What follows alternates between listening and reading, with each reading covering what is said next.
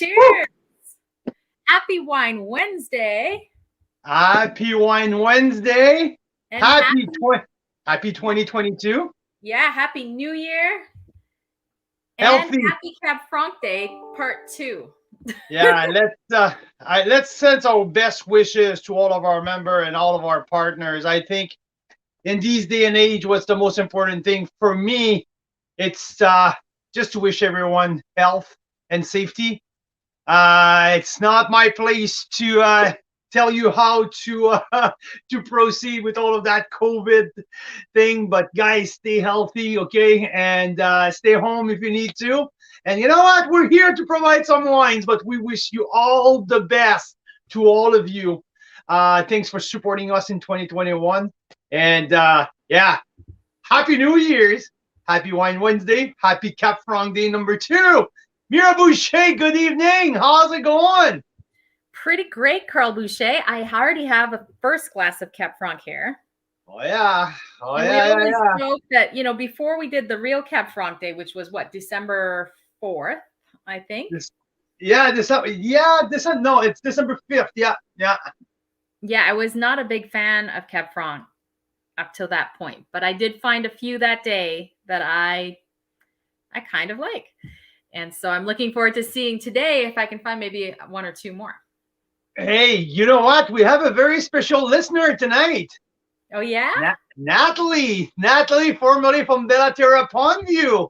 Natalie relieved us in July to go travel the whole country and now move to Washington State, is with us tonight. Natalie, nice to see you. Wow. Yeah, that's nice to have you. Thanks for joining us. You know what? Happy New Year. You have trained your the other people really well, because they haven't missed a beat at the winery. But we sure miss having these nice phone call with you, Natalie. So I hope everything is doing well down south for you. We're glad to have you in. So yeah. Marcel is not Marcel, but Daryl's on with the Fumé Blanc 2017 Bella Terra. Wow, we already have a bunch of people tuning in. Sandra's in. Sandra Bjorklund. Hello, Sandra. Hope you are doing well. Happy New Year's. Maman, my mom's on. Hi, Mom. Un beau bonjour à tout le monde, à tous nos amateurs de vin canadiens. On espère, on veut vous souhaiter une bonne et heureuse année à tout le monde, et spécialement dans les circonstances actuelles de COVID. On vous souhaite surtout de la santé. Restez à la maison. C'est pas ma place de vous dire comment vous engager avec COVID, comment agir.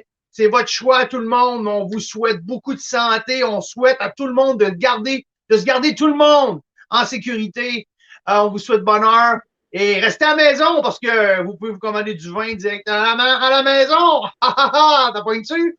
À tout notre monde de la région de Québec, de la région du Saguenay, de la région de l'Estrie, des amateurs de vin du Nouveau-Brunswick, de l'Ontario, tout le monde en français au pays. Aujourd'hui, on célèbre la 2e journée du Cabernet Franc.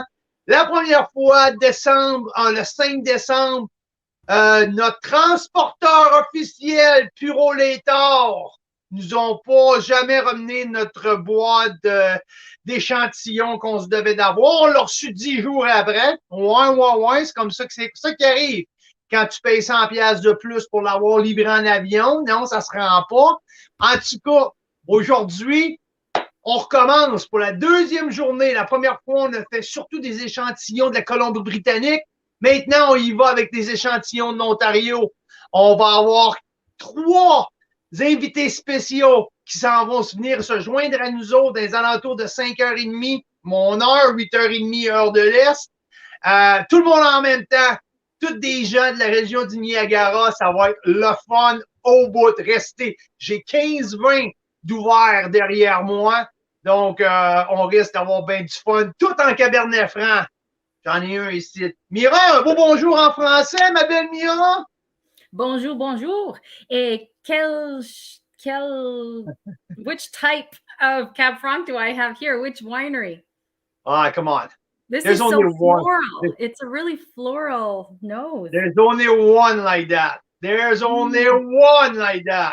Really? Okay. Well, I obviously don't know what you're talking That's about. one of my surprise wine of the year. It's one of my surprise wine of the year. That's the only unique in Canada. No one else, I think, in the world do that. From our friends at Mira. Oh, I know what you're talking about now. Bam! Now you got it. Because it's Now a you got it. beautiful purpley kind of color. So And what we it's have really here to delicate start, nose. guys, I'm going to get you started here. The Yeah. very first and unique, this is the co-fermented Cabernet Franc Gewürztraminer from Mary Essence, 2019 vintage. Listen, I had an epic tour of the Niagara region with Marcel Morgenstern all the way back in September, and because with Nick Pappas is the brand ambassador at Mary Essence, and Nick said, Carl, you need to swing by. I want you to taste a few things. And while I stopped by at Mary Essence, I had that bottle of Gewürztraminer co-fermented Cab Franc. And I was like, holy shit, this is cool. Like, so cool. Even Marcel couldn't believe that. No one knew. It's like 70 cases made of that cool little stuff. I took that bottle on the Okanagan tour, tasting a bunch of people. And Mira, remember the reaction? Especially our friend Clay Martin and Joanna when we stopped by their place in Osoyoos, right? It was hilarious. That is something else. That is special. Yeah. So we're starting with that because that wine is always good to have it a little chilled. So yeah, that's that kind of cranberry sauce with the turkey that come out of my nose, but also some dry meat, like cured meat, a little bit like prosciutto on the nose. And also, you mentioned it, floral, a shitload of floral on the nose. Why? I don't have to talk like that, right? I really don't have to do it. Sorry, Mom. And I need to apologize. That family's listening here. No, I get excited when I taste that wine. I don't know why. And maybe it's because I have another like 12 bottles open behind me that I get extremely excited and I lose a little bit my my vocabulary. Well, no, I love it. It's great. Okay, so I'm just trying to find a picture so I can show people, but yeah. So tonight, oddly enough, no, it's never on their website, is it? Eh? No, it's not on. It's not on their website. They have a few bottles hidden and underneath, under the counter at the tasting room, and once in a while, Daryl cracks me up every single time. So yeah, and once in a while they crack a bottle open, and they just like do that to people. Like, you can't do that without announcing. So we have some people on YouTube. I don't know where they're tuning in, but here, this is the one, the Cab Franc Awards. See, yeah, that's exactly what it is. I absolutely love that wine. I'm not sure how. Like, I think I give it a 92 or 93 points when I tasted it this summer, and I'm standing behind that rating. Can't wait because this is making it to my surprise wine of the year for sure. Yeah, that's a special one. Unique, but like in a good way. That's what we always. That's exactly what we came up with. Like, it's a description with. I remember being sitting in the Osoyoos at Clay's house and I just couldn't find the words like to put together. And Clay was like, just how about you call it unique, plain and simple, because that's what it is. It's just so unique. So why are we here? Mike, the label says Heritage Collection. Meritage Collection? No, I think it says Heritage. I think Mike's phone is a little bit of wine enthusiast too, so he auto-correct everything to wine terminology. So, yeah. So Mira, I want you, because I already told in French a little bit of why we're here tonight. Outside of the fact that it's Wine Wednesday, we're here for Cab Franc Day number 2. And I will let you start why we're having a Cab Franc number 2. Well, yeah, I think it was the Monday before Cab Franc Day, the original Cab Franc Day, which is back December 4th, 5th, I think. And we said we need more Ontario wines because we had, I don't know how many BC wines. We need more Ontario wines here. We like to have a good cross section of the country, right? And so we said, okay, we're a little thin on Ontario wines. Marcel Morgenstern at Pondview Bellaterra, who is probably stopping by shortly tonight, he did us a huge favor. He went around that day and he picked up 10 or 12 Cab Francs from the Niagara region. I remember that day. It was the first snowfall. Like it was late December or late November. Right. It was the first snowfall in Niagara. He was driving across Niagara on the lake, like in the snowfall, and like they're collecting wines for us. He even like recorded a little video about it. It was hilarious. And they even included some back vintages and then a tank sample of a newer one. We were so excited. So we said, we can't play games with this. What if it takes 4 days instead of 3 and we don't get it in time for the weekend? So we paid like double or triple to overnight air it.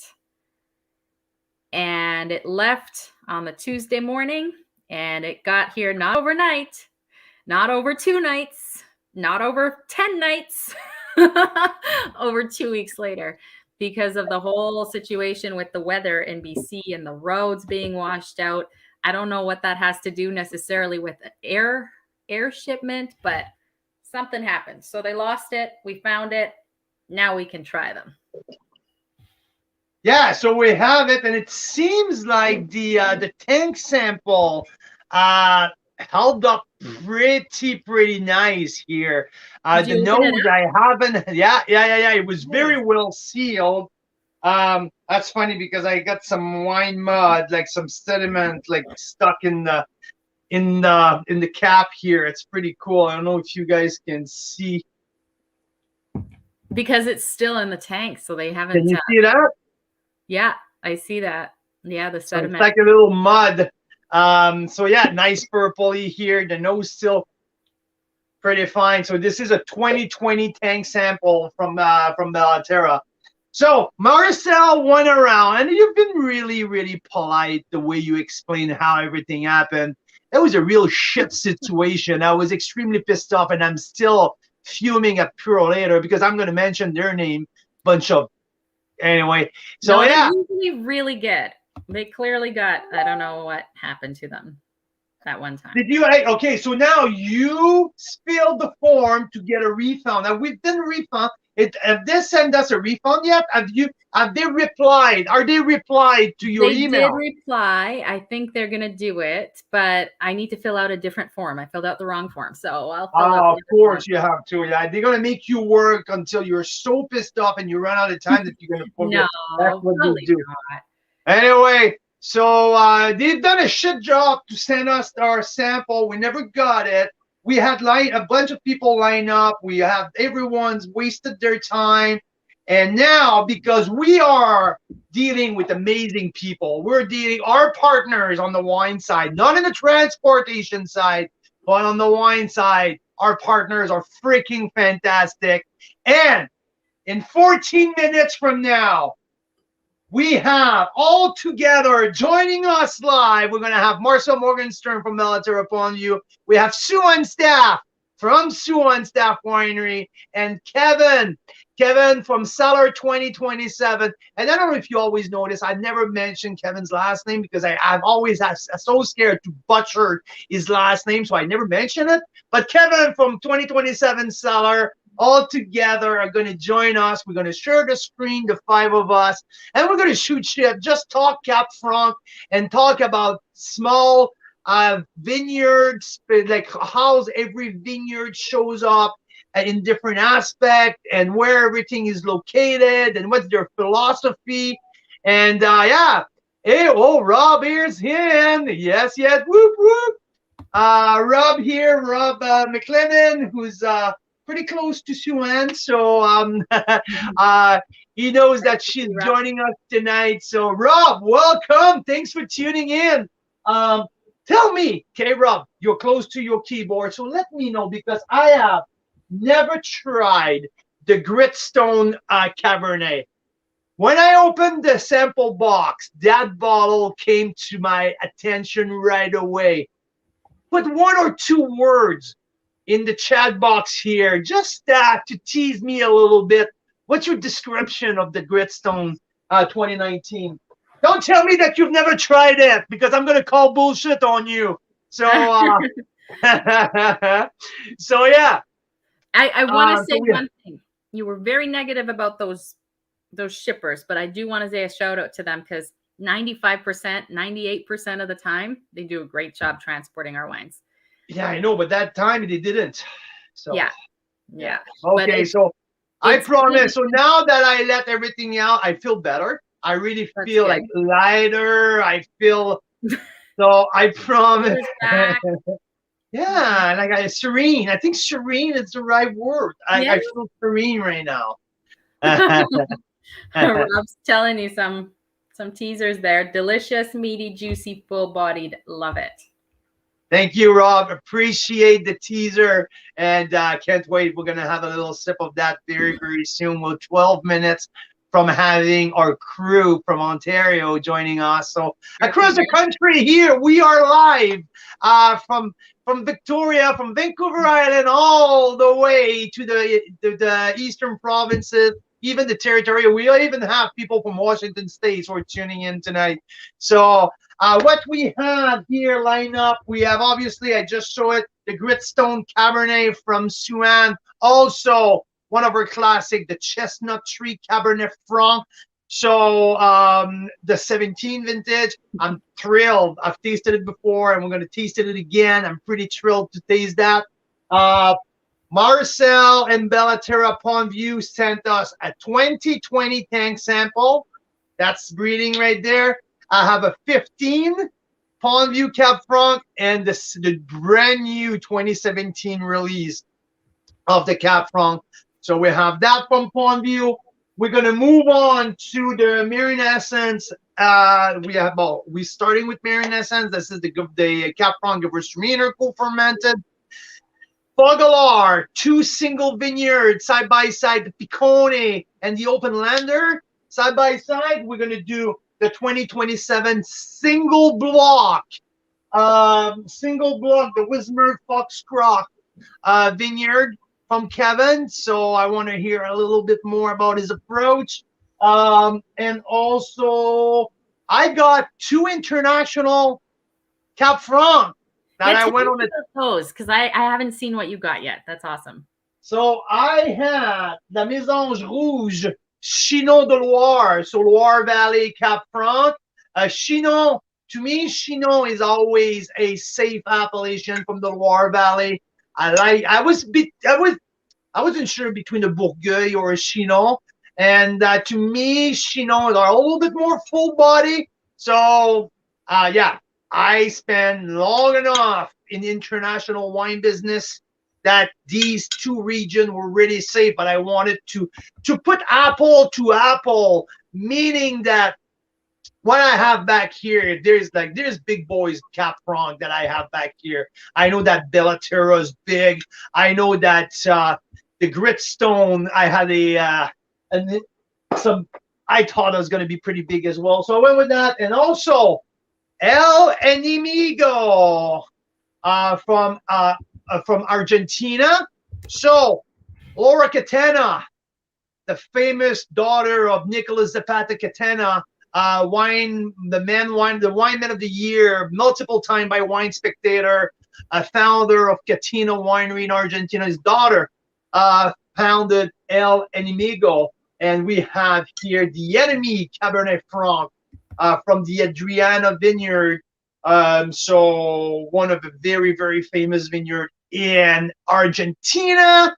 So these are 2 top dogs. So I can't wait to see how our Ontario lineup will fare versus a Chinon de Loire and one of the top Argentinian vineyard. both wine, the Chino's at $35 retail, and the Catena is at 42 something retail. So we're talking about here pretty much the same price point that what we have. I know that Bellaterra is around the $40 mark.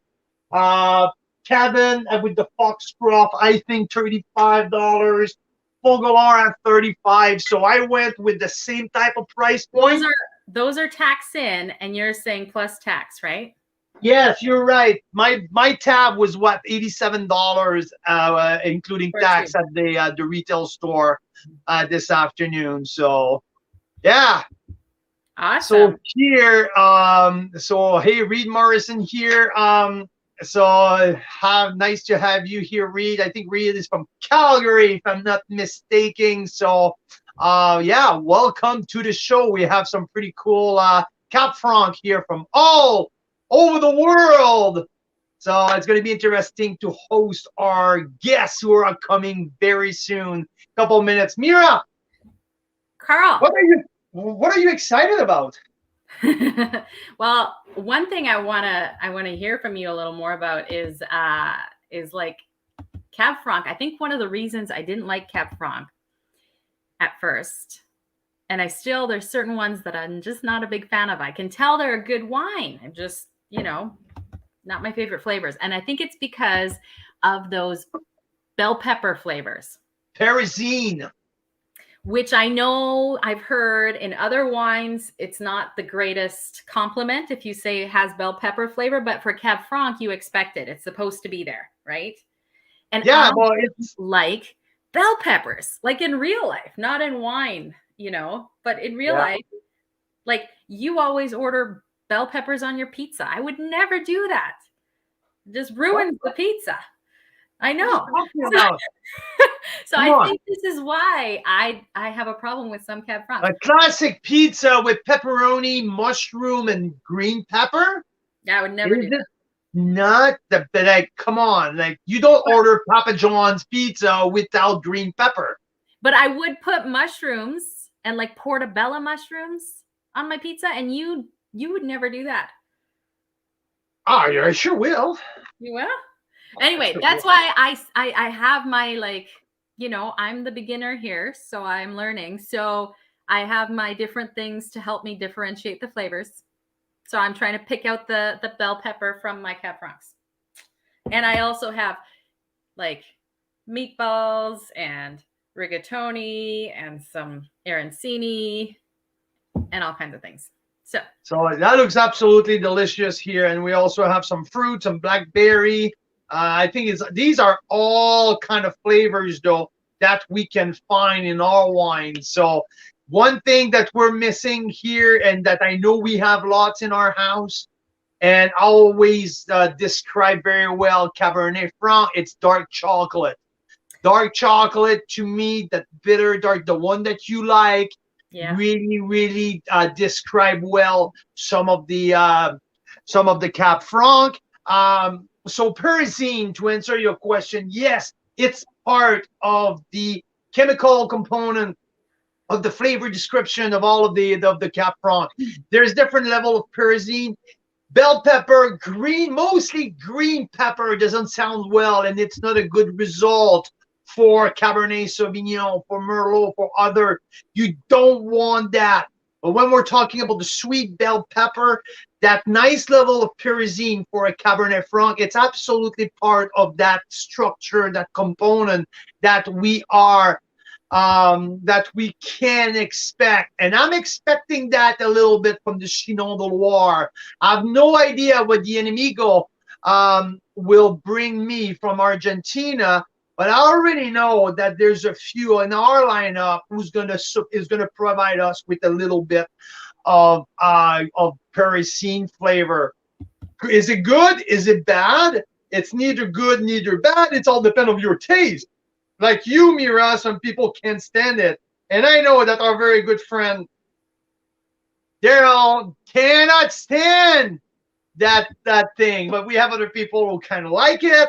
I think it's also, and I can't wait to ask these people, especially either Kevin or Suan, Is it more about ripeness of the grape?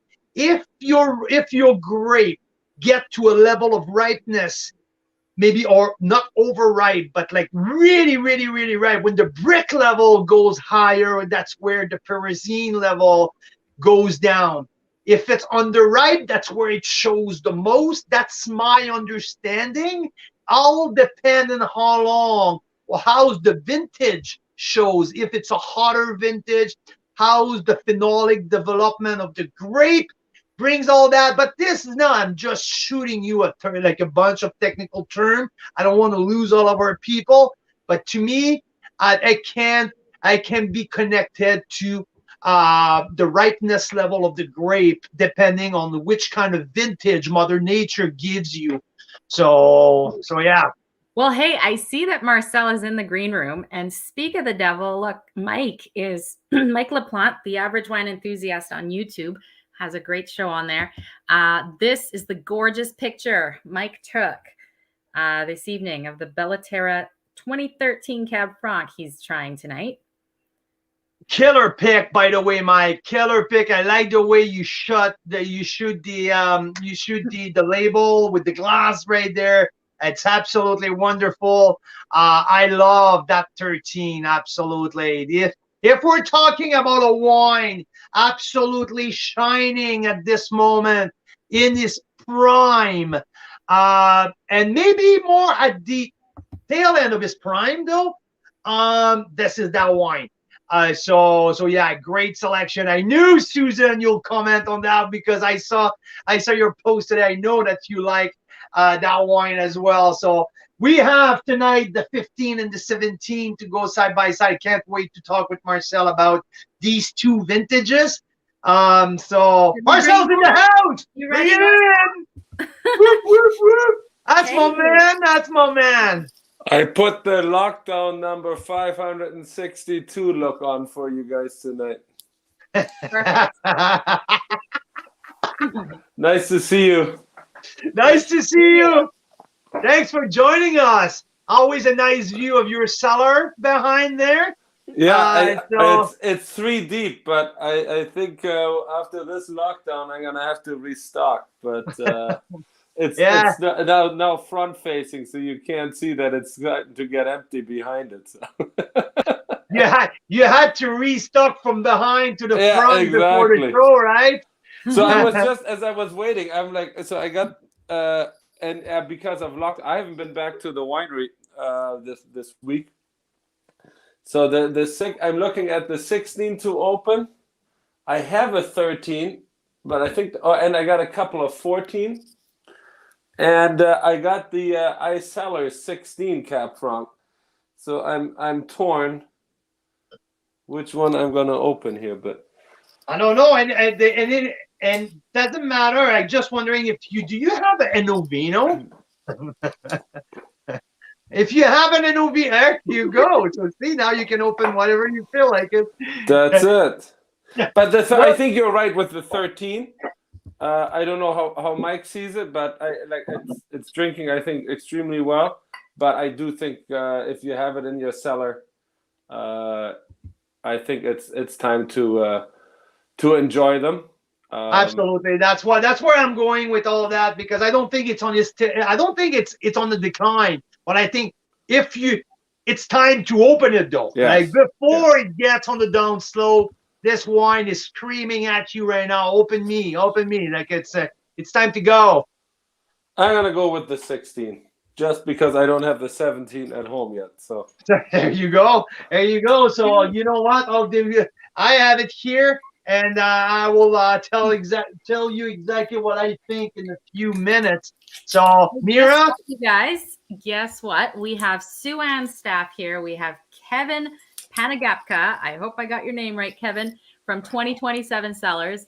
So we have some pretty awesome people ready to come in. Can I bring them in? I don't know if you guys are ready for this. Like to have all of us on at the same time. Hey, Marcel, I was telling Mira today, but last night when I had the idea, I said, you know what? I think it can be pretty darn cool to put them all together. So here we are. Mira, just make sure you have your finger on the bleep button, just so that we don't get taken off We the don't have air. a bleep button. People just know to be careful if they come around here. Oh, well, Carl ears. does a good job filling the quota every night, so it's okay. I put the kids with headset on the other room, and we're good. We're good. Kevin, how's it going? Kevin, Kevin. Joanne, how are you guys? Well, I'm here. I'm fantastic. How are you folks? I don't know if I'm going to be able to keep up with you, Carl. My gosh, the energy levels like, wow. Oh, you have no idea. No idea. I'm so thrilled. I stopped at the drive-thru to pick up food for the kids, and I was screaming at the girl, "Hey, how's it going?" I'm thinking back to every time we've talked on the telephone, how every time I hang up, going like, oh my God, wow. Carl has so much energy. He's a superstar. Oh my God. Hey, you know what? I get that from Marcel. Marcel's always tell me, you need to pick it up, Carl. So Yeah, right. yeah. Don't blame When I went to Niagara, I was supposed to be there for 5 days. He dropped me off. He shoot me back to Toronto after 3. He was like, okay, I'm done. That's enough. Done and done. I took the week off afterwards just to catch my breath for a moment. I'm just kidding. Hey, Hey, well Kevin, done, is guys. Kevin, is your mic on? Or So, headset sound. Is Kevin, that just a photo? Hello? yeah. No, Kevin emailed me at the beginning saying that he had trouble with his internet. So maybe it's not fixed yet. I think that Mira will try to reach out to him. Kevin? He looks frozen there, I think. Okay, Or else- I blink. think so. Blink if you're okay. Yeah. Well, you know, it is very, very windy here today, Yes. right now in Niagara, and I'll apologize in advance. I hope my internet is fine because it is a tower. I'm hardwired into the rotors and stuff, but I should be fine. But if it does go south, that's probably why. So. Yeah, no, to be honest, Kevin emailed me like 15 minutes ago. He said, Carl, it's a gong show around here. I'm not sure. He lives in the country, so I'm not sure if my internet will sustain the whole thing. So we'll see. If he can come back, he's coming back. So Sue-Ann, thanks for taking the time for spending time with us tonight. That's pretty cool. I'm glad that you can make it. Guess what? This 2019 Gritstone, when I opened the box, I was pretty thrilled and pretty excited. So to chat about that wine, so I can't wait. And I think your fiance is on right now, and he already gave me a few tips of what to expect. I bribed him. I said, From Rob, Sue-Ann or from the wine? Yeah. Kevin's on. How's it going, Kevin? Okay, like Sue-Ann's my neighbor and has internet, and I don't, so I don't get it. But We see we're the hub we here, live so next to each other. a little higher on the hill, and we have great service here. So we're very, very lucky what we have here. So Hey, Marcel, Anyway, do you know that if I cut in and Natalie... out, I'm sorry. Yeah, Go ahead, Kevin. yeah. If I cut in and out, I'm sorry, but we'll do our best here. That's Just all drive good. over to Sue-Ann's and steal her Wi-Fi out of your car. I know. I should. I know exactly. So, hey, so now that I have the 4 of you now live, it's pretty cool. We've never done that before, and I'm thrilled. It's going to be a lot of fun. I'm drinking. I don't know if you guys ever know that someone in Ontario does a co-fermented Cab Franc Gewürztraminer.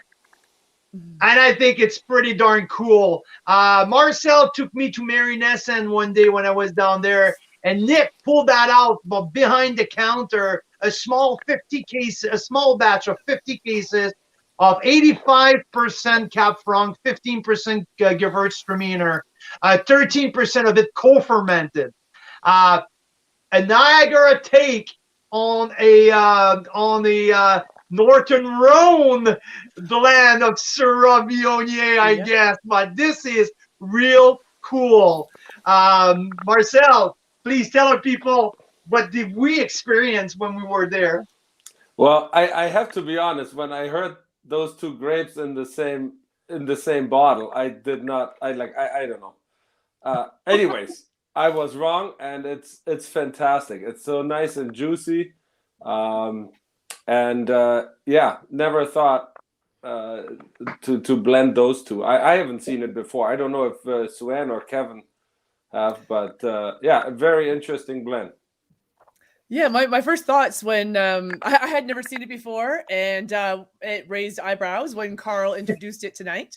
My first thought was like what they do in the Northern Rhone, blending and co-fermenting Viognier with Shiraz, and what each component helps each other out to lift and add nuances and help acidity and tannin extraction, et cetera, et cetera. So it is very, very clever.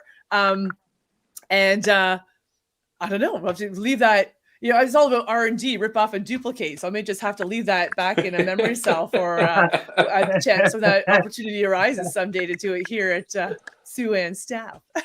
So Hey, you know what? That's floral spiciness, and like there's I don't know, it's a dark chocolate versus a prosciutto type of dry meat at the same time. It's really unique. I took one bottle down to the Okanagan to a few people that I know, including a couple winemakers, and people were like, couldn't describe it. It was just like, this is cool and good, but I can't pinpoint what it is. So it's really cool. Kevin, what do you think of the idea? Well, it's not like Swan says, not a new idea. I've not tried it, but that doesn't mean that anything. So I think it makes sense. It's interesting. I've never had the blend before, but whatever tastes good and sells well is good for me. Especially No doubt about that. Hey, first question. I want to start with that, Kevin. Okay, now that things are in barrel, things are fermenting, punch down is over. Now, how's the 2021 Cab Franc for your own portfolio is looking up right now? Well, what do you think, Swan? How's 2021 compared to 2020? It's Niagara. It's a cool climate. We deal with this stuff all the time. It was a cooler year. The color's lighter. We had some botrytis in the field. So I think my wines are fine in barrel. It's not 2020, but I think that the good wineries or all the wineries should do a pretty good job if they kept on everything. It's cool climates. It swings. It's the reason why it's so interesting. Not every year is the same. And I think that Suan's been doing this longer than I have, and I've been doing this for 20 years here. So I've seen a lot of different vintages. So I don't expect that they'll all be the same. And that's the fun about being in a cool climate. So the wines will be good. They will not be, I don't think, in the same depth as the 2020s, but time will tell always. I had very good luck with Gamay this year, oddly. Cab Franc was a little lighter, but Gamay seemed to be really, really on the ball. So, Kevin, we have here, it's the from the 20 Mile Bench Vineyard, we have the Foxcroft, the Wismer Foxcroft Block 2020. That's what we have here. Can you let me know, tell us where exactly that Foxcroft is located compared to other parcels that you work with? Yep. So Foxcroft is off Victoria and Moyer Road for people that know in Vineland. And it's on the Vineland double bench. So it's on the lower part of the double bench, the same level that Tawes is at. If you think about where Vineland Estate Winery is and Tawes. So this vineyard I've been working with for a while, and it tends to be a little warmer. So I draw Riesling, Gamay, Chardonnay, and Cab Franc from there. And they typically are fairly ripe. So I made 2 Cab Francs in 20. One was from King Street Vineyard, also previously known as Cuesta, across from Stony Ridge. And there was about 2 degrees difference in ripeness in bricks from those 2 blocks. So that 2020 is as ripe as I've ever seen Cabernet Franc for me in the 20 Mile Bench. So yeah, it's a very good year, very full bodied and full throttle, and kind of for those people that really want the dense, real full throttle, dense, higher alcohol.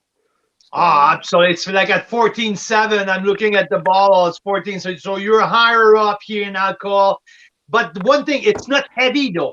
It's full body, but I don't feel a heavy smack in the face here. There's some spice. The grip is fun. I really enjoy that. It's really it's a nice punch in the body. That's for sure. I like it.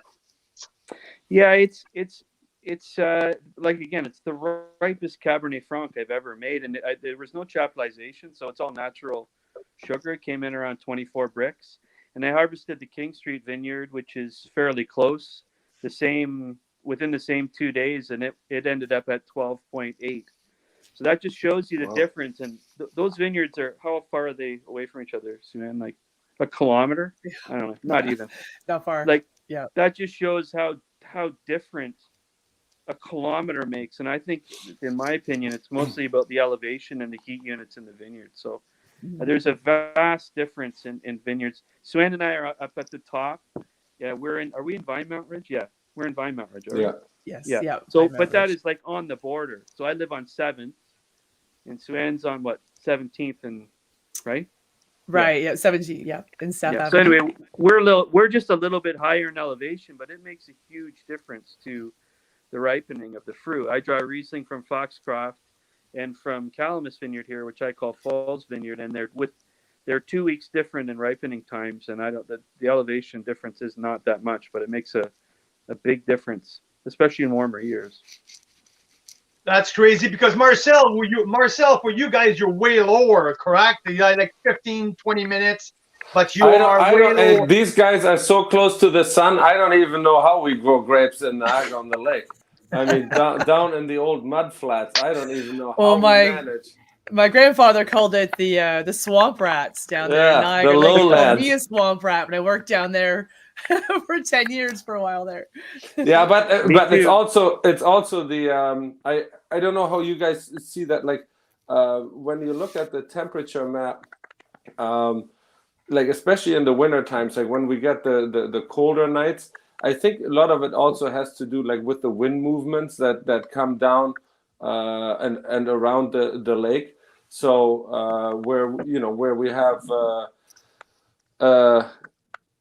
Queenston or St. David's Bench rather, and down 4 Mile Creek, like the couple of the warmest sub-appellations there.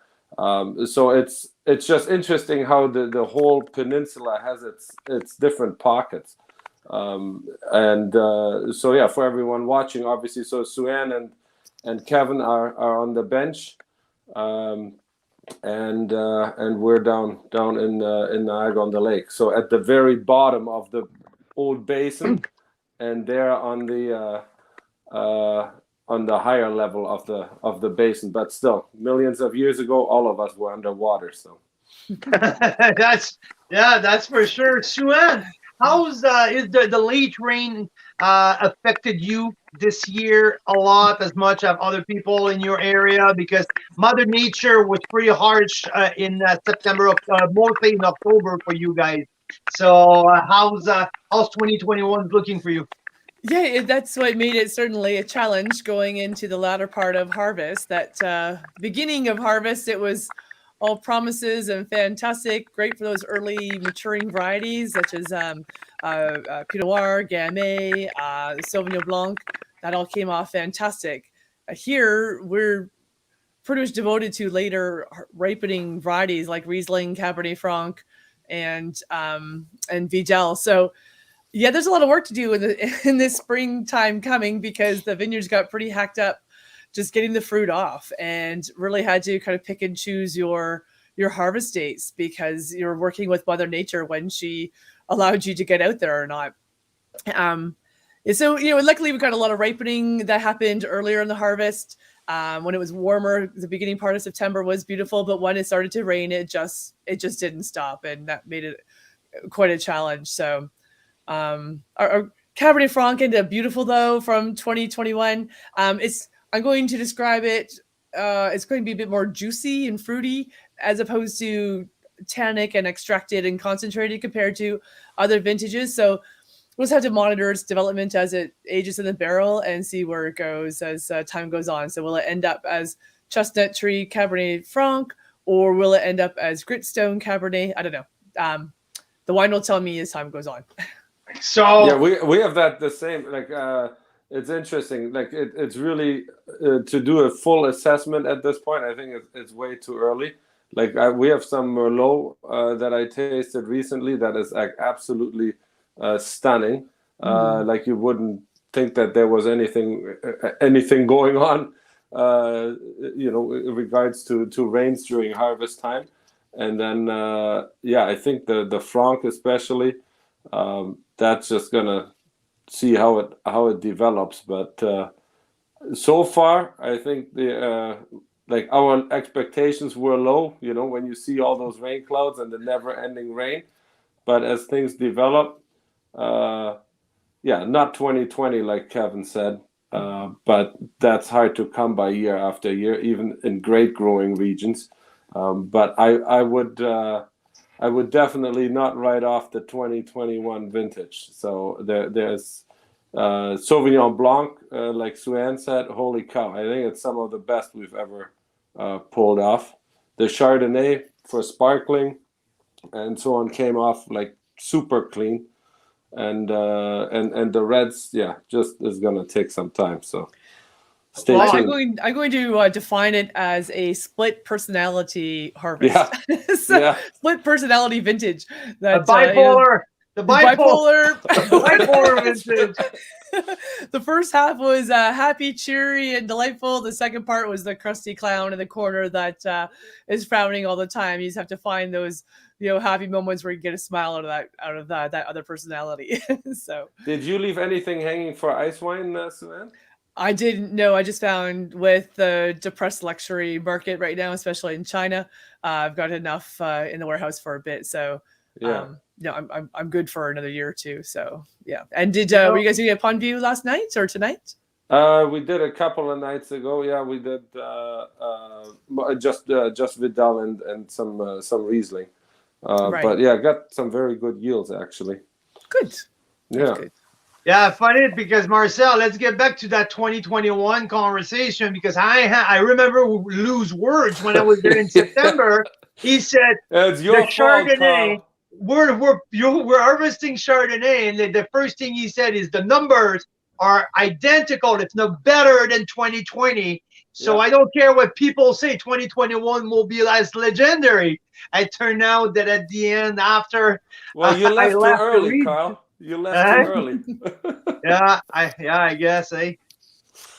Yeah. So, Sue-Ann, I would like you, please, to describe the Chestnut Tree, because we had so many great comments about around the membership talking about the Chestnut Tree Cab Franc.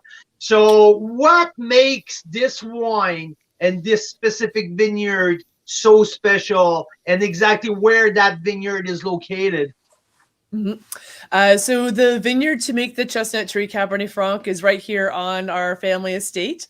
Yes, that's it there, the 2017, right? Yep, perfect. Yes, and, exactly. That's the current release of that wine.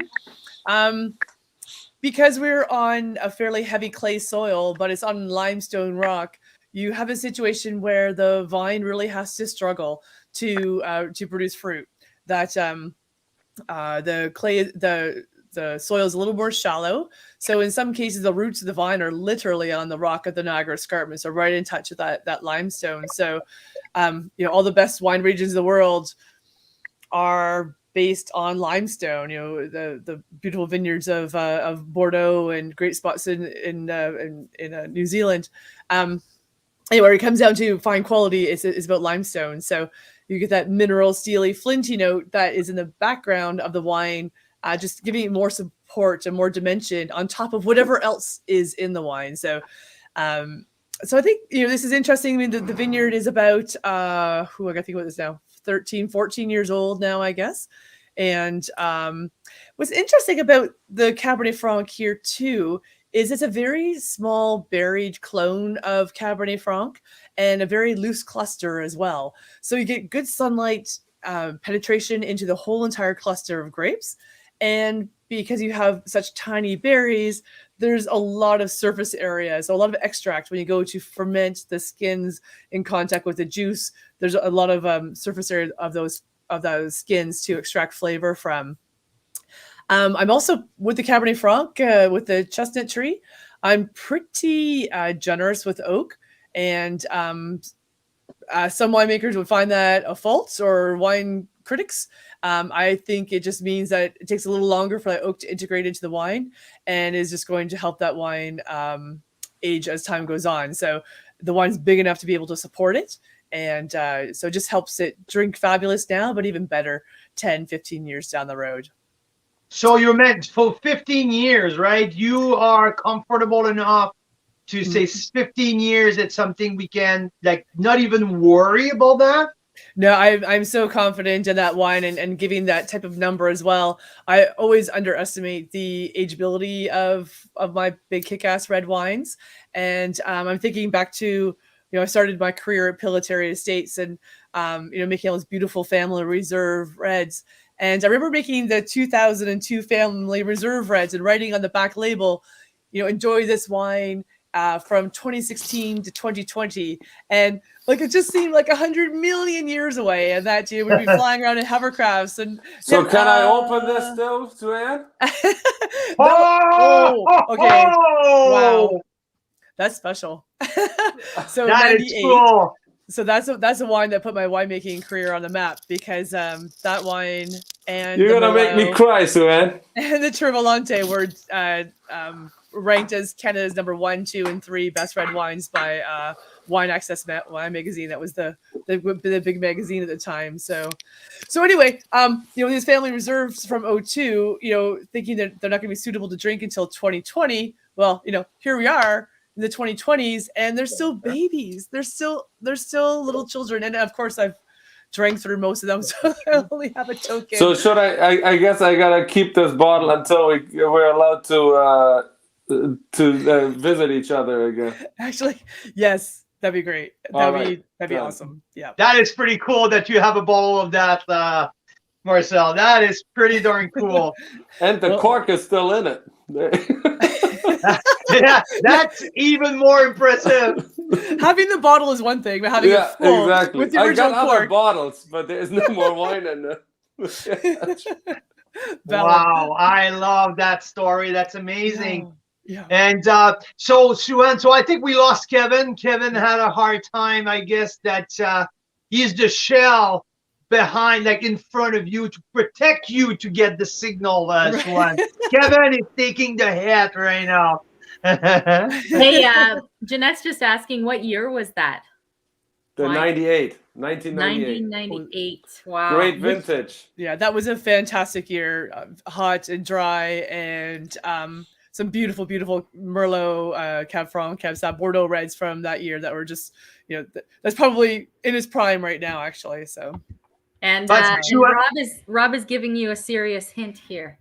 Oh, Marcel is going to be a great wedding gift. Rob is my fiance. Hey, listen, I'll give you the empty bottle. You can get the 20 cents back at the beer store. It's okay. Oh, burn. Hey, but Sue-Ann, you were what, like 14 at that time in 98 or what? Thanks, Carl. Actually, yeah. I didn't know that you started that early, but that's good.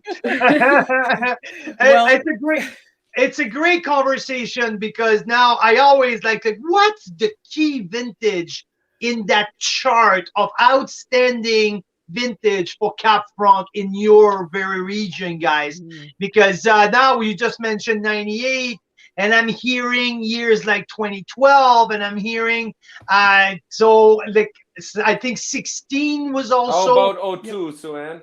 02 is fantastic as well. Yeah, 2000. And what made 2002 so fantastic was there was a lot of it, which was great, because it not only was it a great vintage, but there's a high quantity as well, because the winter from 01 to 02 was quite high. But then after 02, I mean, we went through the horrible winter of 2003, so there's hardly any fruit at all. 2004, meh, whatever. 2005, another cold year, so there's hardly any volume at all. So those great 2002s just kind of just kept like, I don't know, stealing the show for years because it didn't have a lot of competition. Do you think they'll still drink the O2s? Oh, absolutely. Yes, because those are the ones that I'm talking about that are that's the that'd be the Trius red, right? Yeah. Yep, that'd be brilliant. I haven't touched it because I'm worried that it was done, but I think I have a magnum of that downstairs, so we should definitely get together to crack that puppy open. And so, I got the 99. 99 was a good vintage, no?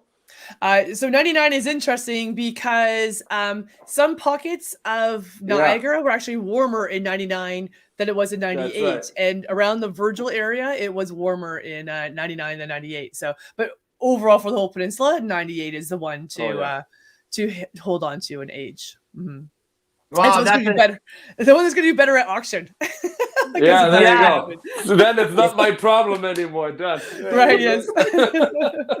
And everyone has his own take on 2020 because 2020 was the vintage of the century. But we always talking about the same quality for all the different grapes. Mm-hmm. And so my question is this good for Cab Franc that it is for everything else? Is it across the board the vintage? So what's your take here, Sue-Ann? Right. So every grape variety has its best vintage. So and that's what makes Niagara so interesting. Being a continental climate, we have those ups and downs. So it sounds cliche to say it's always a good year, but really it always is a good year because if it's a cooler year, Rieslings are going to thrive. If it's a harder, drier year, it's going to be those Bordeaux Reds and Shiraz that are going to do well. So, and then everything in between. So those are probably extremes of what we deal with here in Niagara. So, there's always a silver lining in every vintage as to what the best fruit was that year. I think that's why a lot of people like to pick Chardonnay and Pinot Noir. Because they're kind of middle ripening in a sense. So if it's a cooler year, you just wait a little bit longer. If it's a warmer year, you pick a little bit earlier. You have a lot more flexibility. And then because they're harvesting sooner than the Bordeaux Reds, they're done vintage earlier too, which is quite clever because then they're racking and they're ready for Christmas before we are. So, but I mean, Franc is such a force now, and right. Like when it comes to quantities, I think Niagara is. Or Ontario is around is it Niagara around 80,000 case production and out of that is like 80,000 like cases varietal or something. I was looking at the other day because I had another Pinot Noir versus Cabernet Franc conversation, but the amount of Cab Franc being grown and made into wines, whether they're ending up in which I think is always one of the great value wines, the Cab Merlot blends out of our area or in single varietal. Mm-hmm. But I was going to say to the vintages that Sue-Ann and I talked about, when we say those great vintages, it's funny. We always go by the reds, the big reds. And that's how we then determine, when we talk about that was a great vintage, doesn't necessarily mean it was a killer vintage for Riesling that same year. So when I don't know, it's weird when you ask down here anyways, hey, what was a great vintage? People always talk about what was great for Bordeaux Reds basically. So yeah. But I guess because they're the money maker, right? There's the more expensive wine. They're the one who's bringing more money to the winery. So at the end of the day, that's ageability, right? Like and that's but so I would, if people are coming to visit, I would ask more specifically, not just what was a great vintage, because that's the answer you're gonna get. But if you're looking for specific wines, I think you should always talk about what wine you're looking for and what particular vintages for that grape varietal were great. I'm just watching Mira here with a big smile on her face. I just gave her 3 samples of wine, and I think she's enjoying what she has right now. So, Mira? Definitely. I haven't even started sipping on them yet, but I have the Bella Terra. Which vintage is this one? Now you have the 15 in there. It's absolutely exploding out of the gate. That is nice. Hey, And did you ever get brave enough after the long delays and open that barrel sample that we sent out? here, It's probably dead, no? I just opened it. I have And? it here, and it's still intact, and it was really well sealed. And you know what? Okay, I was worried about that. absolutely But There's zero oxidation in there. Yeah, definitely needs a little bit more time. The oak is like just coming right up front, but I can feel it's warm. It's really juicy. So it's very, very interesting. well, they're not bottled yet, so that's. Hey, if we awesome. ever can get glass, we'll bottle it sometime in May. I hope so. Yeah, We just yeah. visited a winery here on the Naramata bench, and the guy is a former engineer, and he said, I predicted that there would be a glass shortage. So he said, a year and a half ago, I bought a full container. I built he was building a new section of his winery at the time, so he built an extra storage arm for the glass. So he said, Well, the maybe reason he Yeah, wants to sell some. he said, the reason he didn't get any is because I bought it all, basically. Yeah. Yeah. I felt like if I had a conversation with Adnan, there's this exact same type of person. No, honestly, he's a former engineer, self-taught wine, and all of that thing, design his winery, and like you know that engineer type of brain, like really organized, and like I was like, oh my god, that's the Adnan of the Okanagan, and he's like really proud of himself. He's like, no one can get glass, I got it all. Yeah, So- that's an issue. I know. All right, so I have the 15. You said the 15 Bellaterra. 15 Bellaterra, you have 17 Chestnut Tree, and you also have 2020 Foxcroft Cellar 2027. If you're not sure between the Foxcroft, the 2027 Cellar, and the Chestnut Tree softer. Chestnut Tree is a little bit more. There's more elegance. I You'll can see tell that that. the I also Foxcroft. I wrote a C on the bottom, but yeah. Yeah, but there's 3 years difference, and you'll see like the 2020, 27, the 2027 is more aggressive, more grippy. That it's definitely a younger wine. But I want to know a bit about, for both of you guys, is the 3 years of aging and the process of winemaking it's the norm for a premium Cab Franc, or it's because both of you guys just released your 2017 vintage, so we're talking about here like a 3 to 4 year process. Can you guys dig a little deeper into that whole process to get to a 3 to 4 years? Yeah, so essentially a big portion of that time is the wine just sleeping in the barrel, waiting for that right moment to take it out. That and during that time, of course, there is some rackings to get some oxygen slowly incorporated into the wine, and to just open it up, and also be racking it each time as well, leaving a little bit of sediment behind to get it more and more clarified each time as well. But the amount of time to harvest it, ferment it, and go through malolactic, if you're doing all of that in stainless steel or whatever, your fermentation vessels, is pretty much the same amount of time for a premium wine versus a commercial wine. But to get that premium level, it just takes that extra time to be snoozing in the barrel, going through the process of acquiring the tannin from the barrel, that slow oxidation process that happens when oxygen goes through the barrel, changes the wine a little bit of water evaporates as well on the flip side outside the barrel. So it's slowly concentrating in the barrel at the same time as well. Sometimes we'll see an alcohol lift of like 0.2, 0.3% alcohol just from it aging for that time in the barrel. But you've got to have a wine that has the gusto or the muscles or the kahunas to be able to to endure that process, right? You can't just take a flimsy commercial wine and put it in the barrel and expect the same result. You've got to have some pretty intense fruit with a lot of concentration, flavor, power to start off with, or else it will be overblown through the oak aging process. So, and then once That's it comes out great. of the barrel, you want a little time too in the bottle for it to, come out of bottle shock and marinate in the bottle and get ready so it shows well when it's released. So that could take, another 3 months to a year before you're ready to release that wine.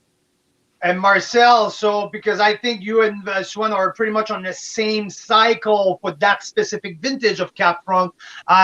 So you guys spend it's 20 months in barrel? Yeah, usually around 2 years. Not really longer than 24 months. Somewhere between 20 and 24 months, depending on the vintage. And we try to work in thirds, one third of the barrels new oak, all French oak for these big guys, and then 1/3 second use, and then one third neutral. And then we do exactly what Sue-Ann was saying. Afterwards, we try to leave the bottles, depending on the vintage. Something like the 2020 vintage, I think will be ready to sell much sooner. But other vintages that just need some time to open up, we leave them in the bottle sometimes about a year before we release them. And so that also allows us. So I'll give you an example. We kind of declassify our own wines in tougher vintages. That's where, if the vintage is a little tougher and we don't feel that the wines can go into that very top level, the reds, then we create more of the mid-range Cab Merlot blends, where in those years the customer has the benefit to get some of the older vines in those bottles, the 30 to 35-year-old vines that we have on the property. So in those years, they help to make that mid-range Cab Merlot blend a very solid value-driven wine. And then in the other years, like 2020, we barely make any of those mid-range wines and really bulk up on those top-end wines, because you never know. Even though the vintage starts like 2021 did, it can also end like 2021, and that becomes kind of the ebb and flow of managing the vintages, and that comes with the experience over time and maybe being burnt once or twice, and so that you don't get scared anymore to really bulk up on the higher end stuff in vintages like 2020 or in 2016, for example. If you're brand new to the game, that can be quite daunting. But Sue-Ann has been long enough at it, and Lou from Bellaterre Blue Puglisi has been growing the grapes for long enough to know that not every vintage is fantastic. So you gotta make sure that you're all in those great vintages. Are you saying that we've been around? Well, you've only made wine for 5 years, so I just Hey, no, you guys. Hey, yeah, you guys are. See how I only talked about you and Lou? I didn't talk about myself being around for that long. Hey, Sue-Ann, I have a boatload of spice starting to come out right now of the chestnut tree. I'm feeling like lots of cinnamon, cardamom, coming out, cloves coming out at the end of the wine. So that's coming from the barrel mostly. It's coming from the barrel, and it's coming from the fruit, because you do have some of the spice components come from the fruit as well, and especially other aromas or flavors like some of the pencil shaving and a little bit of some red berry notes that be coming from the fruit as well. So it's kind of a combination of the two of them. So Well, it's starting to open up right now. Wow, exploding. I saw I- Mike's comment there about strategizing about vintages. Yeah, that's. I didn't know if I just spilled a trade secret here, but that's absolutely what has to happen. I don't care what wine region around the world you're in, because everything is dependent on the weather. You absolutely have to strategize around it, and it's like a poker game with Mother Nature. Absolutely. Yeah. And I want us to start a conversation before I let you go, because it comes up in every Cab Franc conversation, and I'm sure you guys are seeing it coming big like that. Let's talk about Perzine. Let's talk Who? about Yeah. that bell pepper flavors that people are looking for or people can't stand. And basically what brought the Cab Franc I love or I dislike, I like or I dislike kind of profile, the Perzine conversation. What is the Perzine, where it's coming from, and why it's just not a bad thing into Cab Franc. So let's start with you, Sue-Ann. What's your take on the whole thing? Well, I think it's the pyrazines that really identify to the consumer or in the resultant wine as to how the vineyard was treated. To me, and that's what makes Cabernet Franc so interesting, because it's an open book. So if the vineyard was overcropped or if it was picked too early, that Perzine character, that bell pepper, cut grass, mint note is going to be so predominant that whether you like it or not, it's going to be there and it's going to dominate the wine. And good luck trying to diminish it, bring it down. I mean, there's one yeast, D21, that D21. I'm not sure. Anyways, one D21 that claims to bring down those green pepper notes. I've tried it. It's I think I had the yeast wrong. Don't talk to me. Don't listen to me on that. But anyway, waiting for the right harvest date, so, and in some cases we've picked Cabernet Franc in the snow. I think it was the 2019 vintage where it was the first time we picked that vineyard, the Chestnut Tree Vineyard, with a harvester. And I have a photo of it, a video. I think it was November 12th, and the harvester was going through with not a single leaf on the canopy and harvesting in the snow. So, and 2009 as well was one of those late ones where we didn't even start 13 was harvesting. really late for us. 13 was late, right? That was like end of November, last week of November. Yeah, and so if those green characters are there and they're dominant, I see it as being a flaw. A little bit is fine as a bit of a complexing factor, but it's got to be in the wine layered up with all kinds of other characteristics as well, and then that is fine. So because then it's lovely. So, and it helps identify what it is. I think I agree. I think like to a certain degree, it's an identifying factor, but it has to be integrated. Like if it really lies on top, you open the bottle and it's right there. Yeah, I'm kind of out too. Not my thing. Not saying that there's a huge amount of people that enjoy that, but it has to be balanced. But to a certain degree, I find that gives its this grape a little bit of that intrigue, just like you have the black pepper or in Gamay, for example, or it's or like that smoked meat component in the Syrah, right? Yeah. If it's well integrated, it's pleasant. If it's all about that, then forget it. But if it's one of the layers, yeah, I think that's quite enjoyable. And maybe we look at it or compare it to Brettanomyces. Same thing there, where some Brettanomyces that horse stall, a little bit of a muddy pooey note can be lovely. We call it barnyard, Sue-Ann. Barnyard. Thank you. I hadn't used the word in so long. Oh my gosh. I have to drink more. I heard about this. Yeah, did you sell out of wine totally? That you like? Should I send some over? Like, what's happening?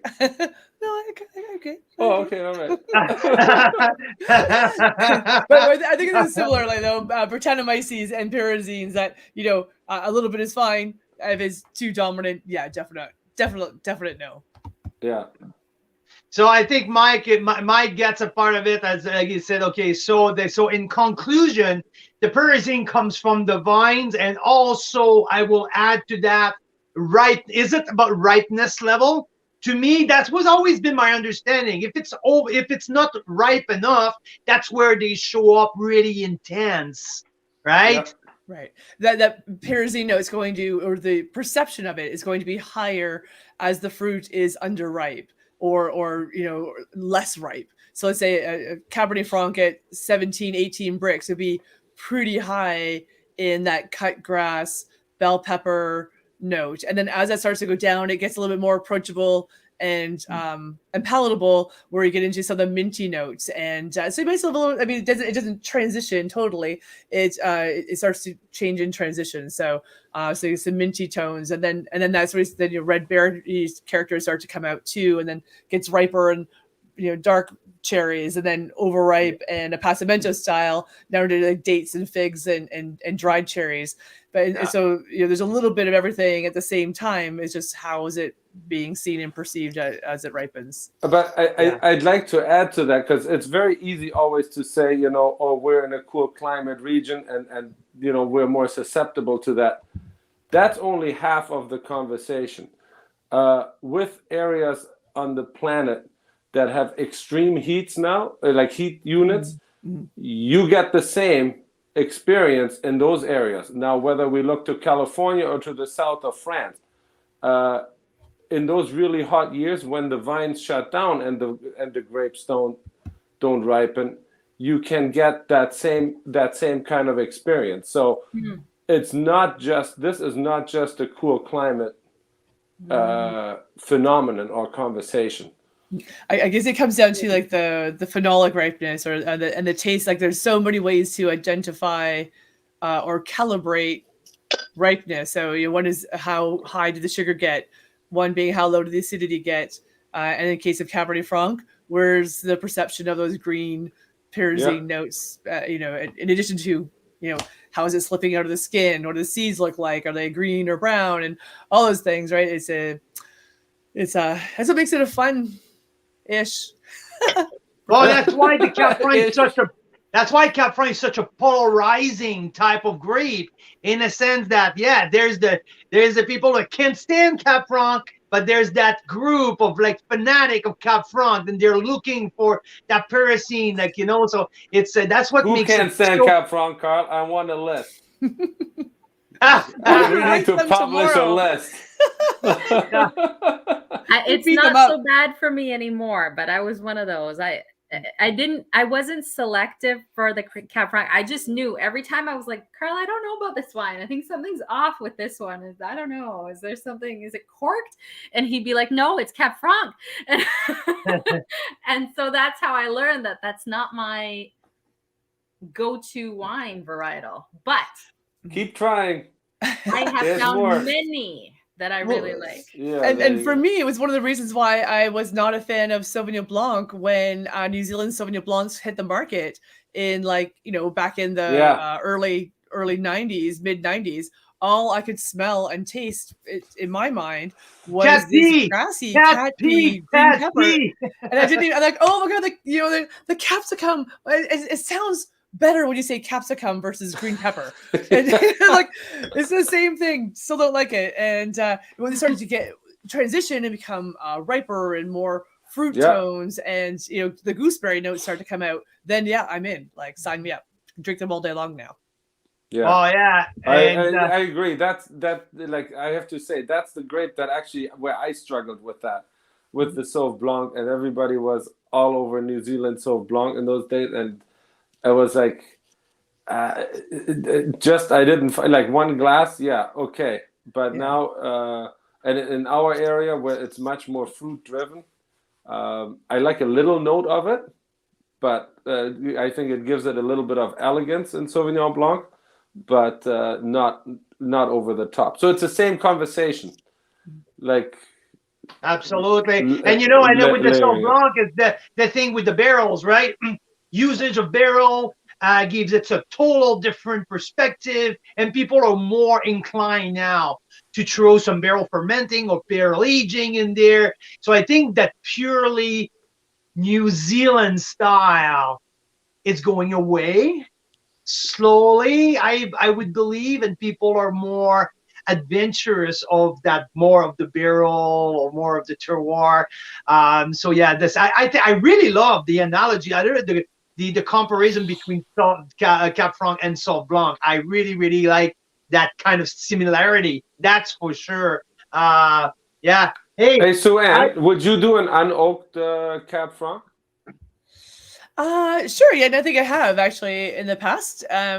But in that case, minimized skin contact and just kept it really light and fruity, and it was. And trying to think of what I did. I think it's also like in some cases a rosé for making a Sure, yeah. Cabernet Franc rosé. No, I meant in like full red stuff.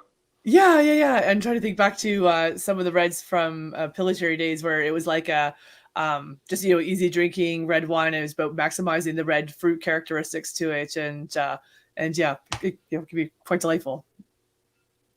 Yeah. So, yeah. Hey guys, I think we all have a little as a Canadian wine lovers, there's often a international comp about what we're drinking, right?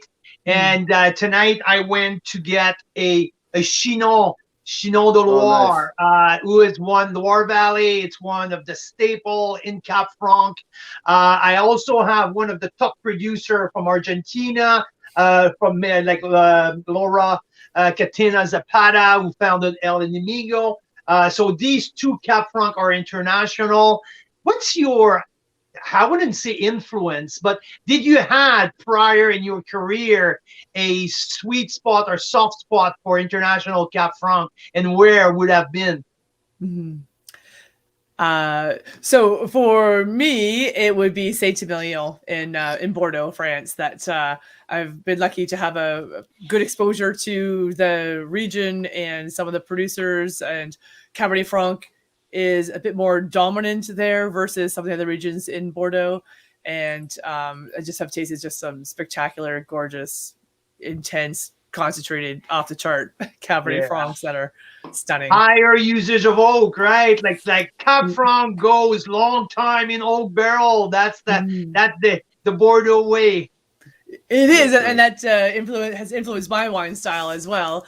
And so that's why I try to keep it just under 2 years, 22 months for the chestnut tree, and the gritstone is usually around 14 to 18 months, depending on the vintage. So yeah, just a little bit more judicious there. And in Saint-Emilion, depending on the producer and the caliber, a lot of new oak as well. It can be up to 50%, if not more. Some producers would be even 70%, 75%. Yeah, I was just waiting for you to tell me, yeah, Cheval Blanc is the wine that I used to drink all the time. Yes. Lurton and I go way back, right? And yeah. He was just on 60 Minutes just a few weeks ago talking about wine and climate change, and it was great hearing his take on it and then seeing his property and stuff too. So little trip down memory lane. Marcel, did you guys Mira, I just wanted to answer Susan's question a little bit, going back to our past discussion on pyrazines. She's not a fan of green pepper, yet finds she loves most Cab Francs. Is there another small amount of a different varietal that is usually added to Cab Franc to balance out the pyrazines?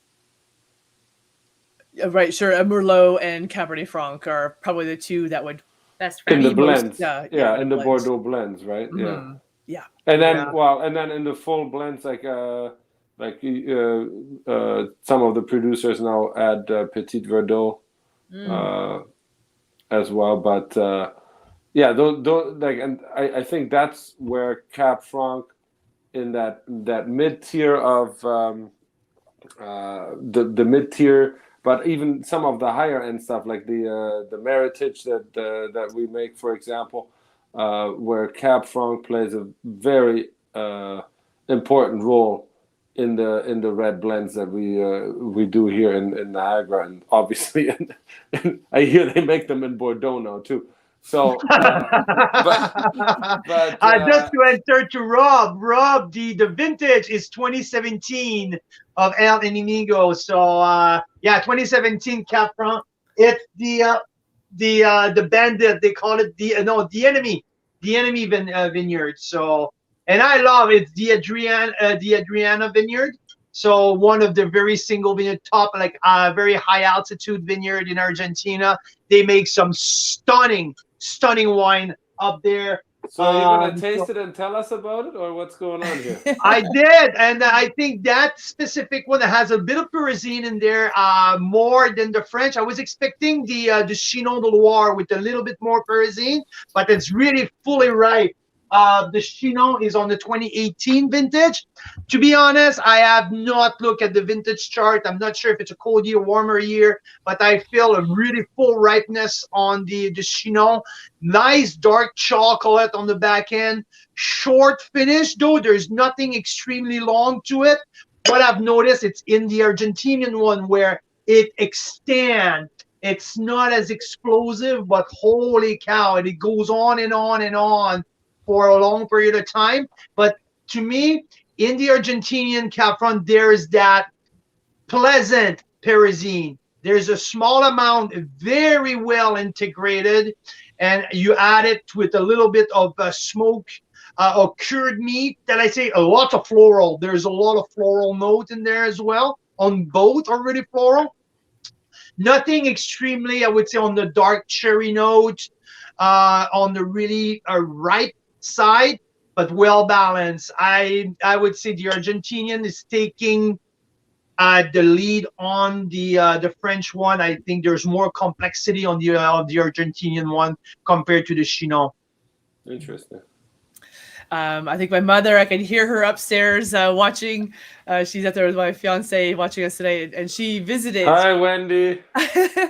She visited in Argentina. What are we calling? Sorry, the name of the winery again. El Enemigo.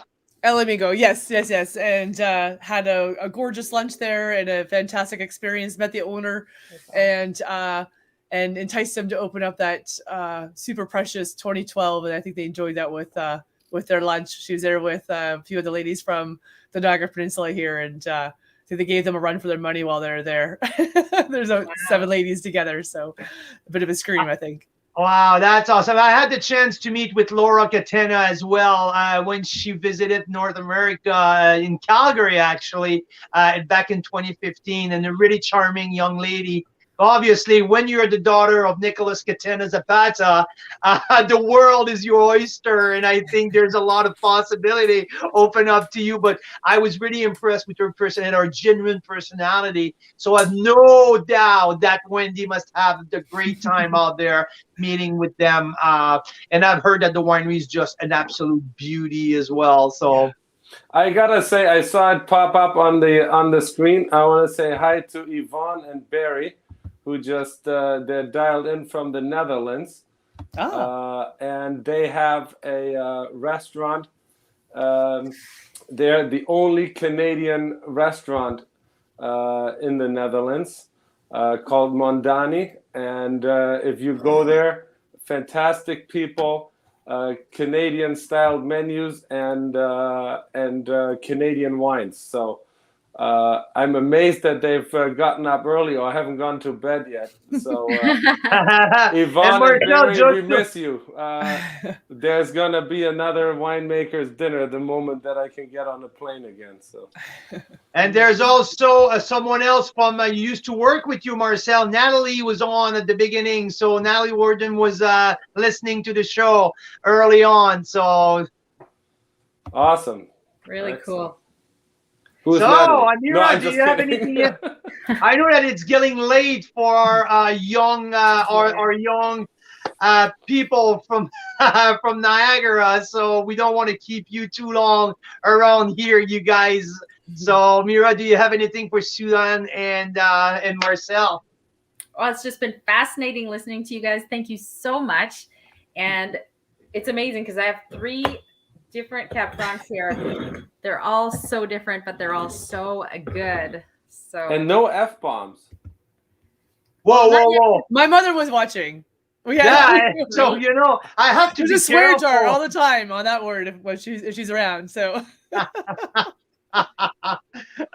And Suan, you can expect some tasting notes from me for the Gritstone. I haven't had the chance to ask, and if you have 2 more minutes before I let you go, I want to hear more about the Gritstone. Please, please.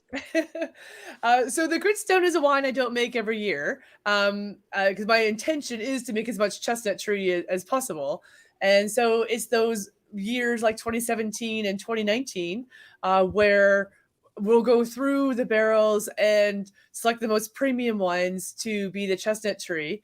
And then these barrels would be the ones, which is the French would say decommissioned, or declassified rather, into the Gritstone. So it is chestnut tree caliber juice that started off and that just and became the Gritstone. So they're fantastic buys because the chestnut tree is $10 to $15 more per bottle versus what the Gritstone is. The Gritstone is named after a Gritstone that was here on the property. That the property would have been a bit of a hub back when it started, and there was a flour mill just where the water rushes through the property here. So local families would have brought their wheat here to be milled into flour, and that's the Gritstone that is actually just outside the house here, leaning up against a tree, because likely when we took it apart in 19 fish and chips, someone just popped it against the tree there and no one's moved it. So, and the tree is literally now growing around the Gritstone. It's pretty cool. So great wine, fantastic. With some lamb would be beautiful. Some red meats, some mushrooms, chocolate, dark chocolate in this wine. Like, whoa, fantastic. It's definitely more rugged than the chestnut tree. Chestnut tree is more in elegance, and I would say the Gritstone is gritty. It's more rugged. The tannin is a little bit more aggressive.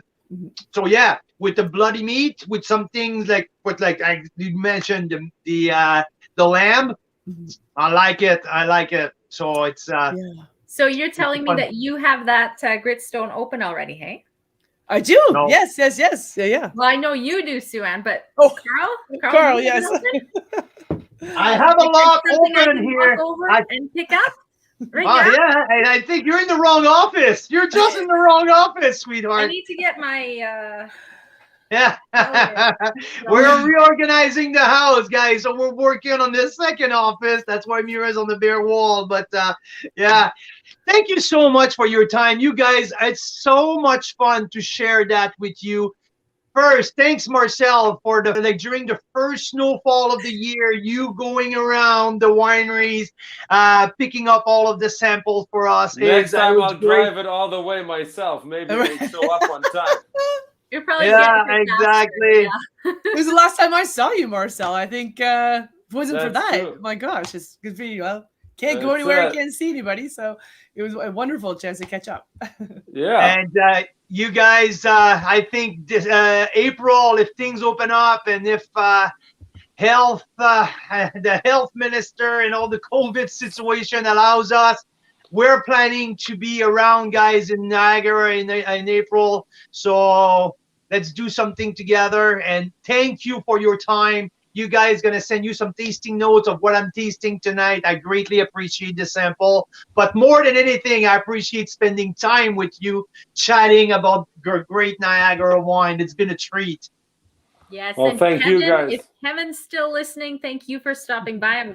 I'm sorry that the weather trumped our call there a little bit. He had to drop off early, but thanks for stopping by, Kevin.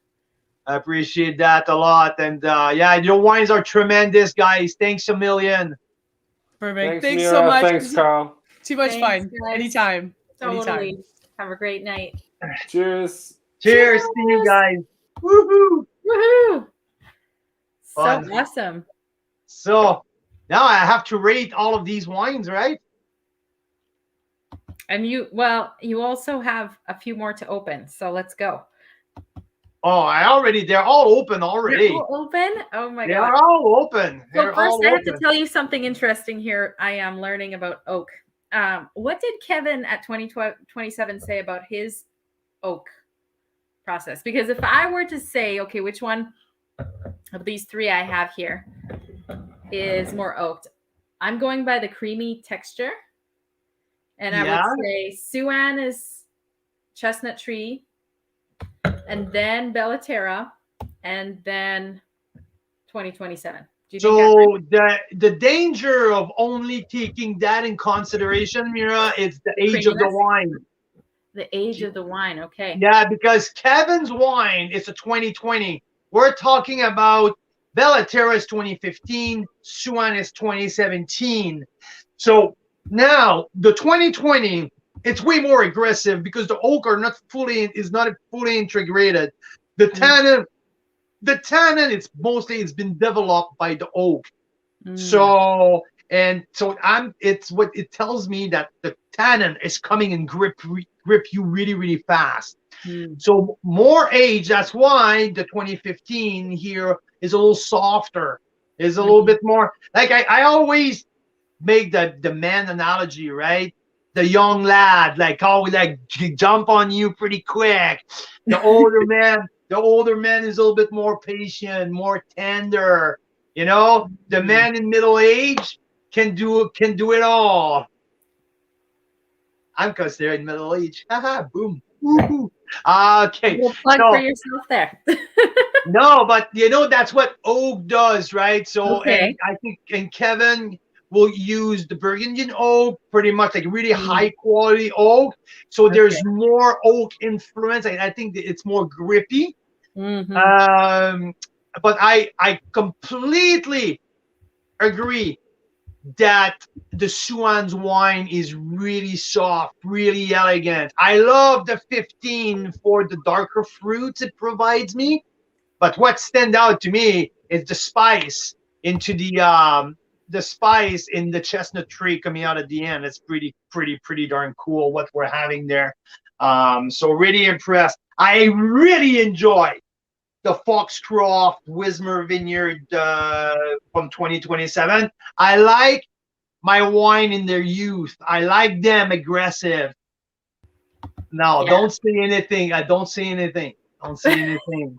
That's not what I mean. I took an example from men, nothing about the younger ladies. So, aggressive younger ladies. It just doesn't sound that appealing anyway, so it's okay. No.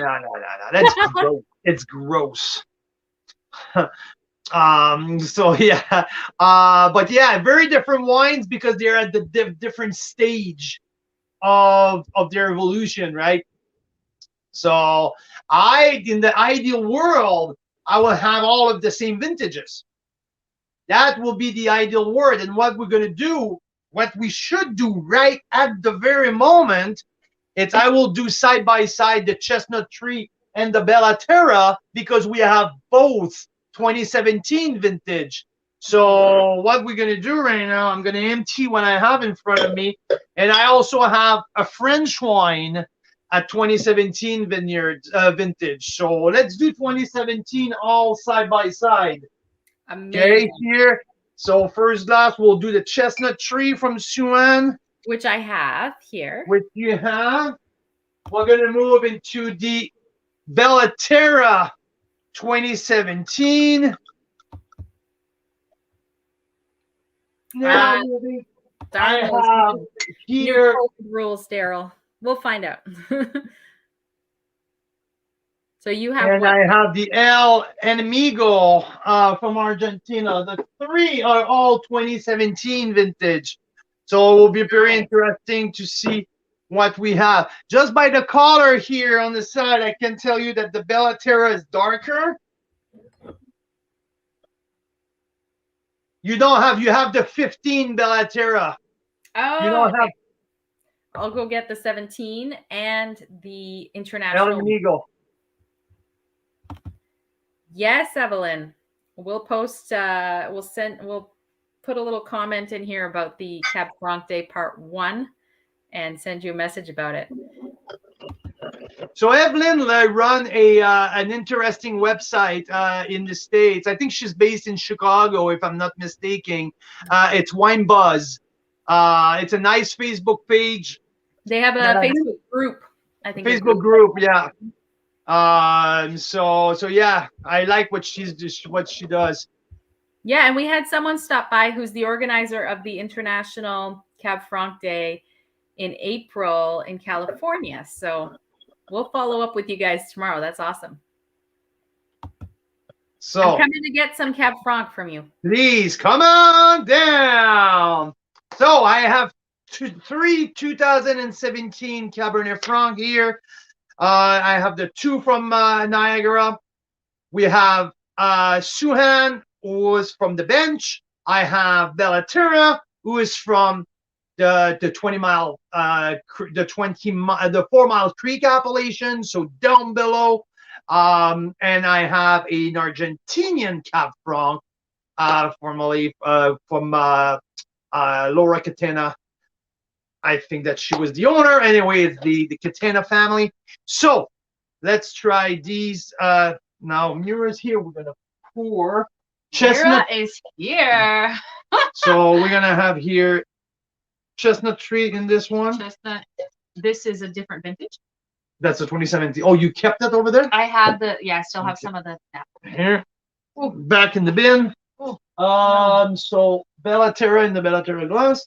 Beauty. The 17 now, not the 15. 17. And this is the Excellent. El Enemigo. That's the international one. That's Argentina. Argentina. Okay. It's so fascinating because I only taste Canadian wine and like hundreds and hundreds of them. Whenever I smell or taste an international one, I know it's not from around here. This is a difference. I know it's like this is not Canadian. Not in a good or bad way. I can just tell it's different. Yeah, there's an extreme florality. Really, really, really floral. Yeah. The Argentinian one. Bellaterra is pretty muted on the nose, not a whole lot. And I have maybe like dry strawberry on the nose with the Suan chestnut tree here. Pencil shaving. Some lower amount of florality. Maybe a little, yeah. Pencil shavings dominating at some point.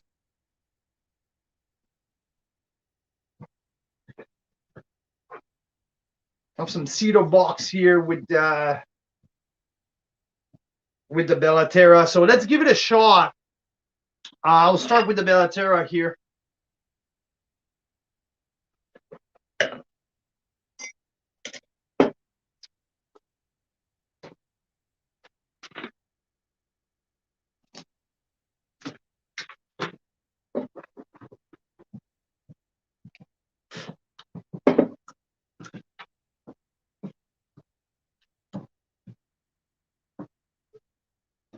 Just trying to take a few notes here. Bellaterra.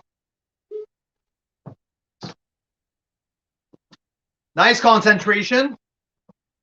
Strong, concentrated mid palate. Floral entry. It's more on the red cherry though. My mid palate is more on the red cherry. Dark chocolate as well. Got a bit of a zing to it with that cherry. It's really nice. Yeah, bright acidity. Soft, really soft texture. I really like the soft texture here. Chestnut tree. I already on the nose to check the chestnut tree.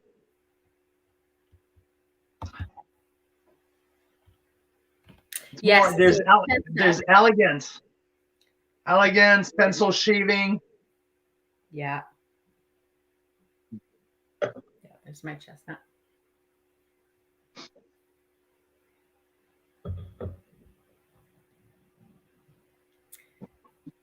Yeah, these are all the same vintage, which is so fascinating. Okay, I'm gonna try the international one while you think about the Canadian one so far. Right off the bat, I can tell from the nose of this that it's not Canadian. It's got this sharp. Suan is more on in terms of fruit. Suan is more on raspberry. That Bellaterra is more on red cherry. So I got raspberry, dark chocolate, I have cured meat on the Suan, floral like violet, but really nice spice at the end. So Suan to me, it's more on elegant. There's a nice oak component and all that. Well integrated. Yeah. See, I'm Soft. always thrilled to taste Canadian wine side by side with international. I just did, and I got to tell you, in my opinion, the Canadian ones are right up there, and in my opinion, they kind of kick the butt of the international one. But anyway, keep going. The ripe fruit, you were saying.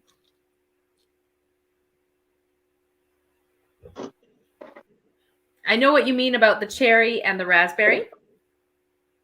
Differences there. So the Bellaterra more on the cherry, the Suan more on the raspberry. The El Enemigo is noticeably more grippy than the two Canadian wines. Yeah, it's got bigger, this nose. bigger in body, floral, very floral nose.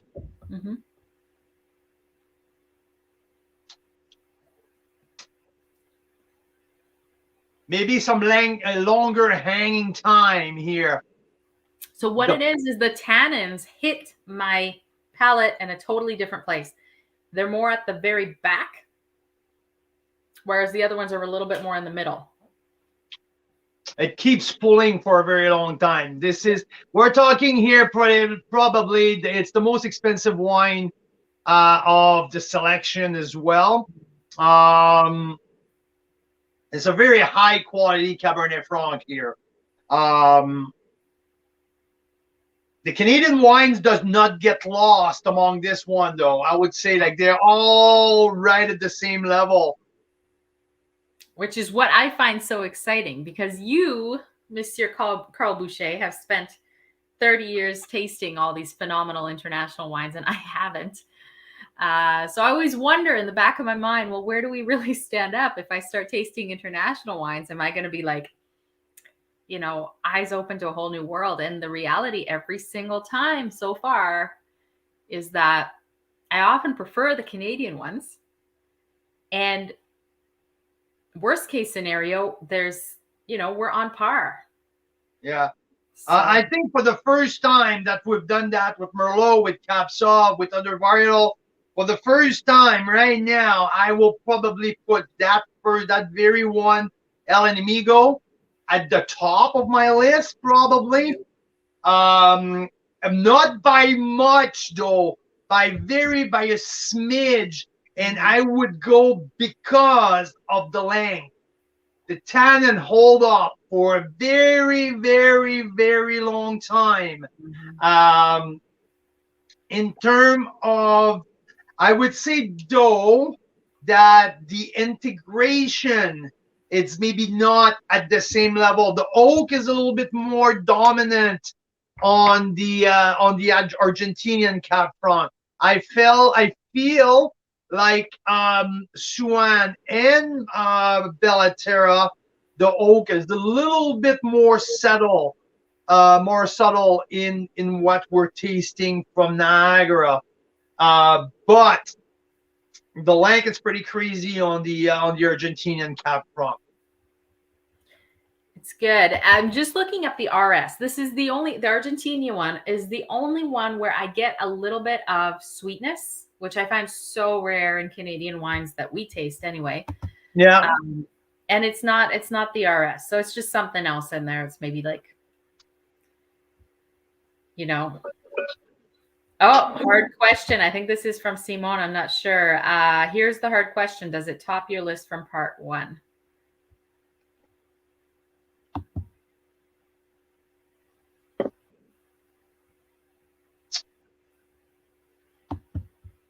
I like the Bellaterra's concentration.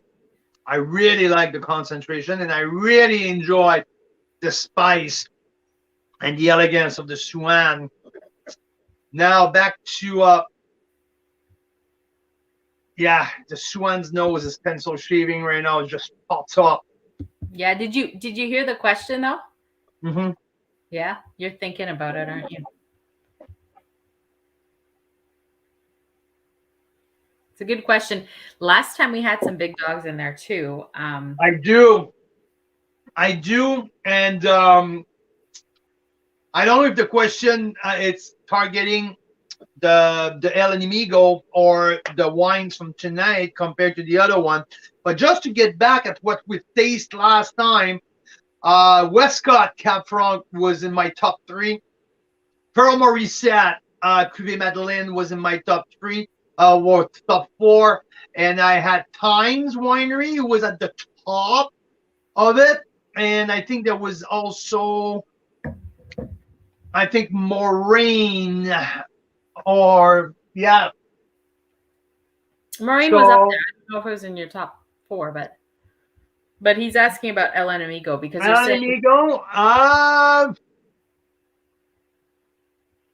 it's pretty much like, I'm not sure if the top of the first part is better than what I'm tasting here. That's pretty much at the same level, and we're talking 92, 93 points.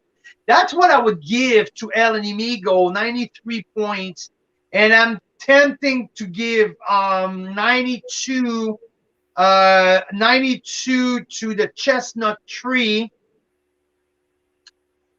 I really like the elegance to the Chestnut. I think you gave Cuvée Madeleine the first time we tried it a good 6 months ago. I think it was a 94, 95. Right? Yeah, but I gave it a 93 when I retasted it last time a couple of weeks ago. And I give 93 as well to Times Cab Franc. So I would say El Enemigo will go right at the top at 93 as well. I think the purity of the fruit of Times was really, really authentic. I really enjoyed that red cherry was really popping up. So, and with Suan here, it's really, I love the elegance, and I love the spice at the end. The Bella Terra.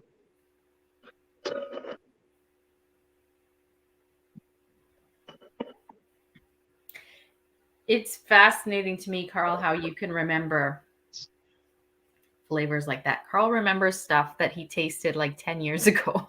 He'll be like, oh yeah, that wine, it had some really bold, tannins. It had this, it had that. And I'm like, I hardly remember the wine I had last night, but this is why we rely on you, Carl.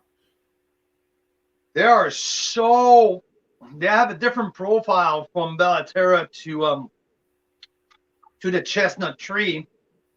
I think they're both at 92 to me. These are pretty phenomenal wines. Yeah, I'm at half a point or a point at the most with El Enemigo. So let's keep in mind, I think El Enemigo is $15 more than the Times Cab Franc. So yeah, and Mike's just like, I'm amazed at how you remember pretty much every wine you've ever tasted. Mike's saying it's amazing how Marcel and Suan recall the weather conditions of each vintage as if it's like reciting the alphabet or something. It's great. Yeah, I know that. I almost commented on that as well. It was like, whoa, like back in 1998, I'm like, Jesus Christ, I don't even remember which grade I was in 1998. So yeah, and they're not even getting them confused. They're not saying like, oh, was it 98 or 2000? No. It's clear. 99. They know exactly what they're talking about. Yeah, how's it finish? How it started? I'm like, really? Like, yeah, really? And someone get impressed about the flavors that I remember like 6 weeks ago. That's not that good. They remember the freaking weather 25 years ago. That is crazy nuts. Yeah, that is pretty amazing. So the 15 Cab Franc, I would like to, now it's all mixed up. Yeah, it's true, Daryl. I guess if you're living it every single day, you remember these things. I mean, the weather has these repercussions that we don't think of on people making wine. You know, we think, oh, it rained for 3 days. I have to wear rain boots. And they have 3 days of hell trying to save their life savings in their vintage, right? So they remember these things pretty. Yeah, I remember the conversation we had with Sal D'Angelo. Is that he knows every single freaking row by numbers and by like everything by a row, and how different row 7 is from row 13 and row 49. And because so he planted every yeah. single one himself pretty much, right? So he can say, oh, when I planted this one, there was a big rock underneath it. And it's the funniest thing. Farmers know their weather, that's for sure. Yeah, we have someone in our group, Gabrielle Bogus, who predicts the weather like to a T. It's crazy. I'm watching those predictions on her Facebook page, and I'm like, wow. She's very good predicting the weather. Has been in farming for many years now, so farming wine, farming grapes. Former chef. Yes. I think. What did you just taste there? The 15 Cab Franc from Bella Terra. Oh, so you're comparing the 15 and 17, or? Yeah. Yeah. Nice. The 15 has an outstanding concentration. And it's rounder and it's softer. And it's, whoa, yeah. 15 is freaking good. I have to say, really fucking good. If there's one that stood out to me the most tonight, it's probably that 15. And after that, it's maybe the... It's hard to say. They're all so really, good. really fucking good. F-bomb right there. Wow. Yeah, I think we have a winner here. That's a good one. The 15, you mean? Yeah. Yeah. Oof. It sucks because lately more and more Carl is like highlighting wines that are not available to purchase anymore. But if you have them in your cellar, this is great. You get to know the update of what you're like right now. Yeah, that's definitely very different than the El Enemigo. Very different. El Enemigo is grippier. It's more floral. Now the 15 Bella Terra, it's all on darker fruit. It's red. It's black cherry. It's really soft now. It's mature. Not past its prime, not even close. I would say in the middle of its prime, but no more edge. It's really round in a very, very different stage. So, but fuck me, that's good. Whoops, sorry. Love it. Just you can also see that we've tasted a lot of red wine because our teeth are turning purple. Did we do, I think in the club, we had a vertical, right? Was it the 13, 14, and 15? Yeah, I think. So Mike said he had that with a group, and most tasters love the 15. So this is interesting. Yeah. I think it's the best wine of the whole thing. To be honest, I love the 2027 cellar, 2027 cellar. Yeah. But at the moment, I can't compare like the 15 and the 20. There's too much gap in between these two vintage to put them side by side. I just can't. Yeah, it's really cool how they're so very close in terms of score to me. They're all 92, 93 points. They are really, really tough. These are the top producers. Like Suan has been known for one of the very best for Cab Franc. I love what she's doing. I like the elegance of her chestnut tree. I really love it. Yeah, Simone says when Carl starts swearing, you know the wine is good. And also, Simone, sometimes he does like a dance. Like he'll be like, yeah.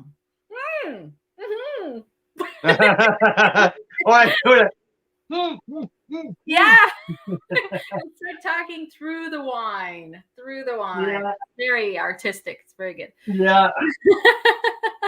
There's one that I haven't tried yet. It's the Fogalar Coney. Now that's Pyrazine more high. The Pyrazine is a little higher. Well, I'm coming to try that because I'm curious about this whole Pyrazine thing. If that's the thing that makes me not love Cab Franc. So let me come in. Who let the Carl out? Love it.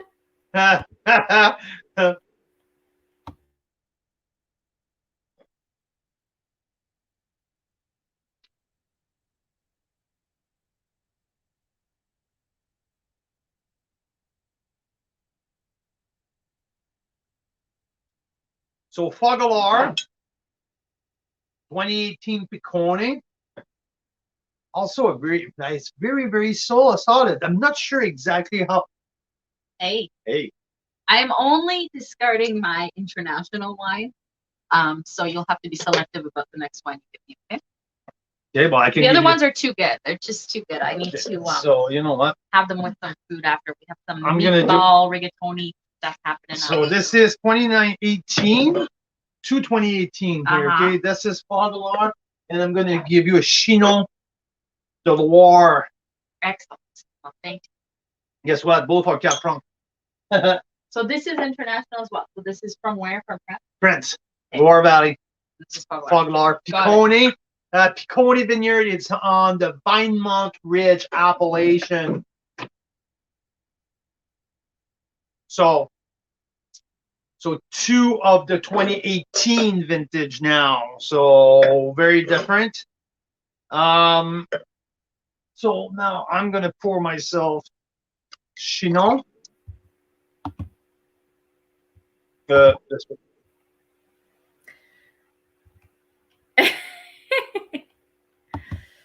Nice. So I somehow have ended up with 4 glasses of Cab Franc. So I really have to keep these. I'm going to label them. Smart move. Fogalar, Chinon. Okay. I can probably tell the difference. Definitely. The Chinon, it's just not like what I normally know, you know. It's got just almost reminds me of, again, what you typically call old world. So whenever I'm like, something's a little weird about this one, it's either Cab Franc or it's an old world style. That's what I've learned.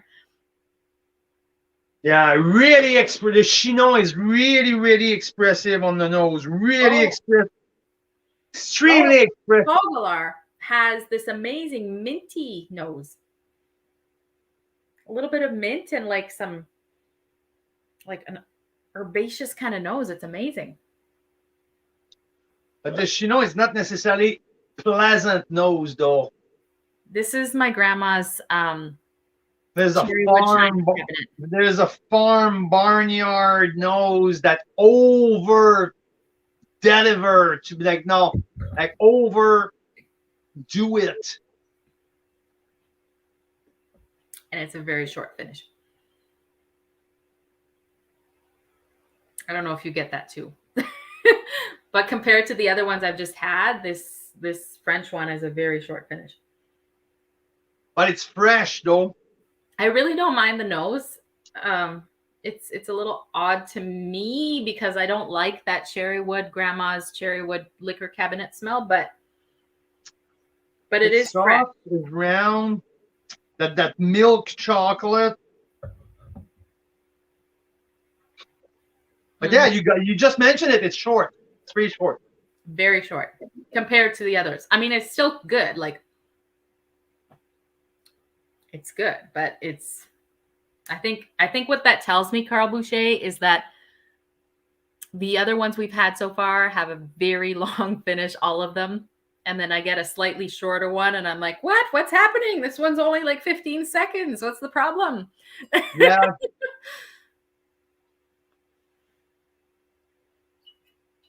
And then this other one is an Ontario one from Fogalar, you said, right? Fogalar 18 Piccone from the Vinemont Ridge appellation. We had a couple Cab Francs from Fogalar. I can't remember if this was my favorite at the time, but I know that this is one, the Piccone Vineyard Cab Franc from Fogalar, that gets a lot of attention in terms of being very special.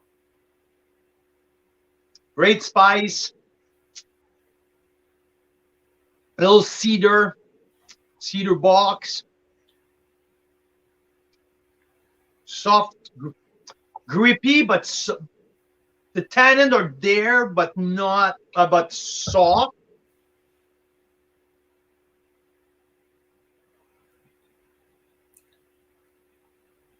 You know what you're making me think of, Carl, is What? just how over Christmas, Carl and I got to go to our separate families for a few days, and then we were together for Christmas. And it made me realize how special our community is, because we pay attention to these nuances in the food and in the wine. And many people don't. We saw that over Christmas. We were like, this and this don't pair that well together. Let's try something else. And a lot of people in my family were like, what are you talking about? Yeah, I know. I know. It just makes me sort of think about all these wines we've tasted, and what a journey this whole evening has been. Holy cow.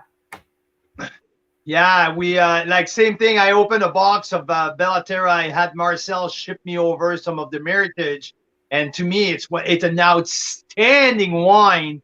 And they were like, oh yeah, oh you think, oh it's good, yeah, okay, yeah, it's good, yeah. It's just that like didn't get like that the level of freaking awesomeness it was. So because I don't think you do see it until you taste many different ones, kind of in a period of time that you can remember all the different ones, and then you can totally tell when one stands out, right? Like when you give a point score over 94 points, there's like a few of them you can name them on your hand. oh yeah. There's very, very, very little. Like the last one I gave to that level, it's like, I don't know, it's probably like the Syndicate from Black Market, or no, I think I give it 94 exactly. Like there's not many.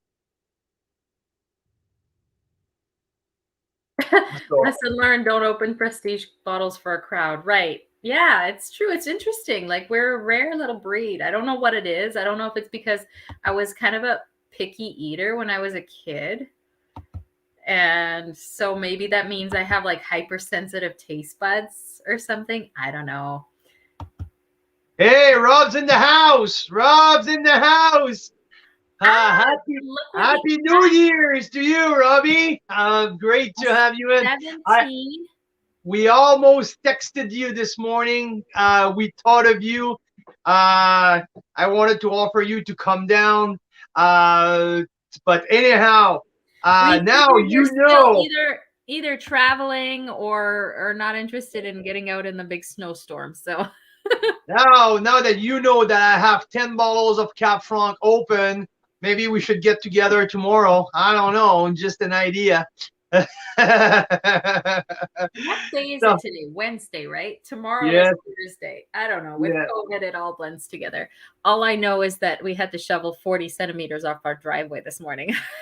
And it should be started again. Have you? No, we haven't looked outside yet. So yeah, I don't know. We're expecting more for sure. This is that's what we cracked last time, Robbie. So they had that tonight. He's saying they cracked the 17 Cuvée Medley. Yeah. It finished at the top of the lineup last to the first session, and it's right at the top right now with my Bellaterra 2015. So that's what I have right now at the top of my list. Bellaterra, Times, and Cuvée Madeleine from Pearl Morissette. That's what. And by the way, Pearl Morissette, for people who are listening, on the 17th of January, so not this week, but next week, we have a new vintage of Cab Franc and a new vintage of Chardonnay coming your way, with also some small amount of the wine of the year available. So Pearl Morissette coming your way, not next week, but the week after. Next week. a big hint drop there about your wine of the year, Carl Boucher. But anyone who's followed us this last year knows that there's only one wine that Carl gave 98 points to. It's pretty likely that will be the wine of the year. Just saying. Exactly. At the second that I decided to grow some balls and to give the score that I was truly believing in what I tasted. He was scared to give 98 points because Yeah. he had never given over 95 and he was scared. But you did Oh, it. I'm so proud of you. thank you. Thank you. Hey, checkmate vertical Chardonnay offer. You already talked about this, Carl? No, I've never had. Hey, Daryl, have you tapped my phone? For God's sake. Yeah. I was on the phone today, this morning at 11 a.m. with Checkmate Winery, cooking something up for 100-point wine. So it's not a vertical, but I have something cooking. We're going to know more tomorrow or the day after. But I was on the like, Daryl, you freaking tapped my phone or what? What the fuck This is wrong? happens sometimes. I don't know how we're so connected, you guys, but once in a Yeah. while. So yeah, I was on the phone with Checkmate Yeah, today. mine. So 100-point wine is it's cooking. We'll get back to you about that soon. So yeah, I like that Fogalar Piccone. It's really, really, really good. I really enjoy what I have in there. So far, so good. Everything's are pretty darn good. I would say 2015 Pondview, 2015 Bellaterra. I think it's my winner for the second round here. Yeah, right. It topped. I think it topped the El Enemigo. It does. It does. Mhm. Love it. Love it. I would totally agree, Carl, for what it's worth. No, that's where we're at. Wow. I was thinking 2 hours. We did 2 hours 15 minutes. So 13, which is my lucky number. So let's sign off quick while it's still 13. No, I'm kidding. so yeah, no, that was fun. My assessment on that round is that there was no bluff. I think my biggest bluff is the Chinon, is the French one. That's my biggest bluff of the whole lineup. Yeah. And it's not totally blah. It's just I think we've had some seriously good wine here. Oh yeah. Absolutely. Absolutely. What was the price point of this, Chinon? $34 plus tax. 40 with tax. Yeah, that's not ideal for 40 with tax. At Not 25, by Canadian it was. standards. Yeah, 25 would have been great. At 34, it's just okay. Like, see, there's the same price. Like, Fogalar, it's $34.95 tax in. Mm-hmm. So the Chinon, same vintage, a little bit more expensive. I say, people's ass, yes. Yeah, Fogalar kicks the shit out of the Chinon. Chinon will give it 89 points, and Fogalar to me is a 91 points probably. I will go with the Chestnut Tree 91, 92, same as the Bellaterra 17 and Bellaterra 13. I'm going up to 93, 93 plus. We had a 15, right? What did I say? 13. No, 15, I mean. 15. I'm going 93 plus, close to 94 for the Bellaterra 15. So it tells us they age well or something. Yeah, the El Enemigo, I would say 92 plus, like that's close to 93, but really good wine. The 2027 Cellar, that's an intriguing wine. I am because it's very young, so it's I think I have to think more. It's harder to it's just been released. It's a what vintage? 18, 19? 20. It's a 20. Yeah, it's a 20. That's gonna be amazing in a few years. It's great now. I understand why they released it. It's great. Great wine.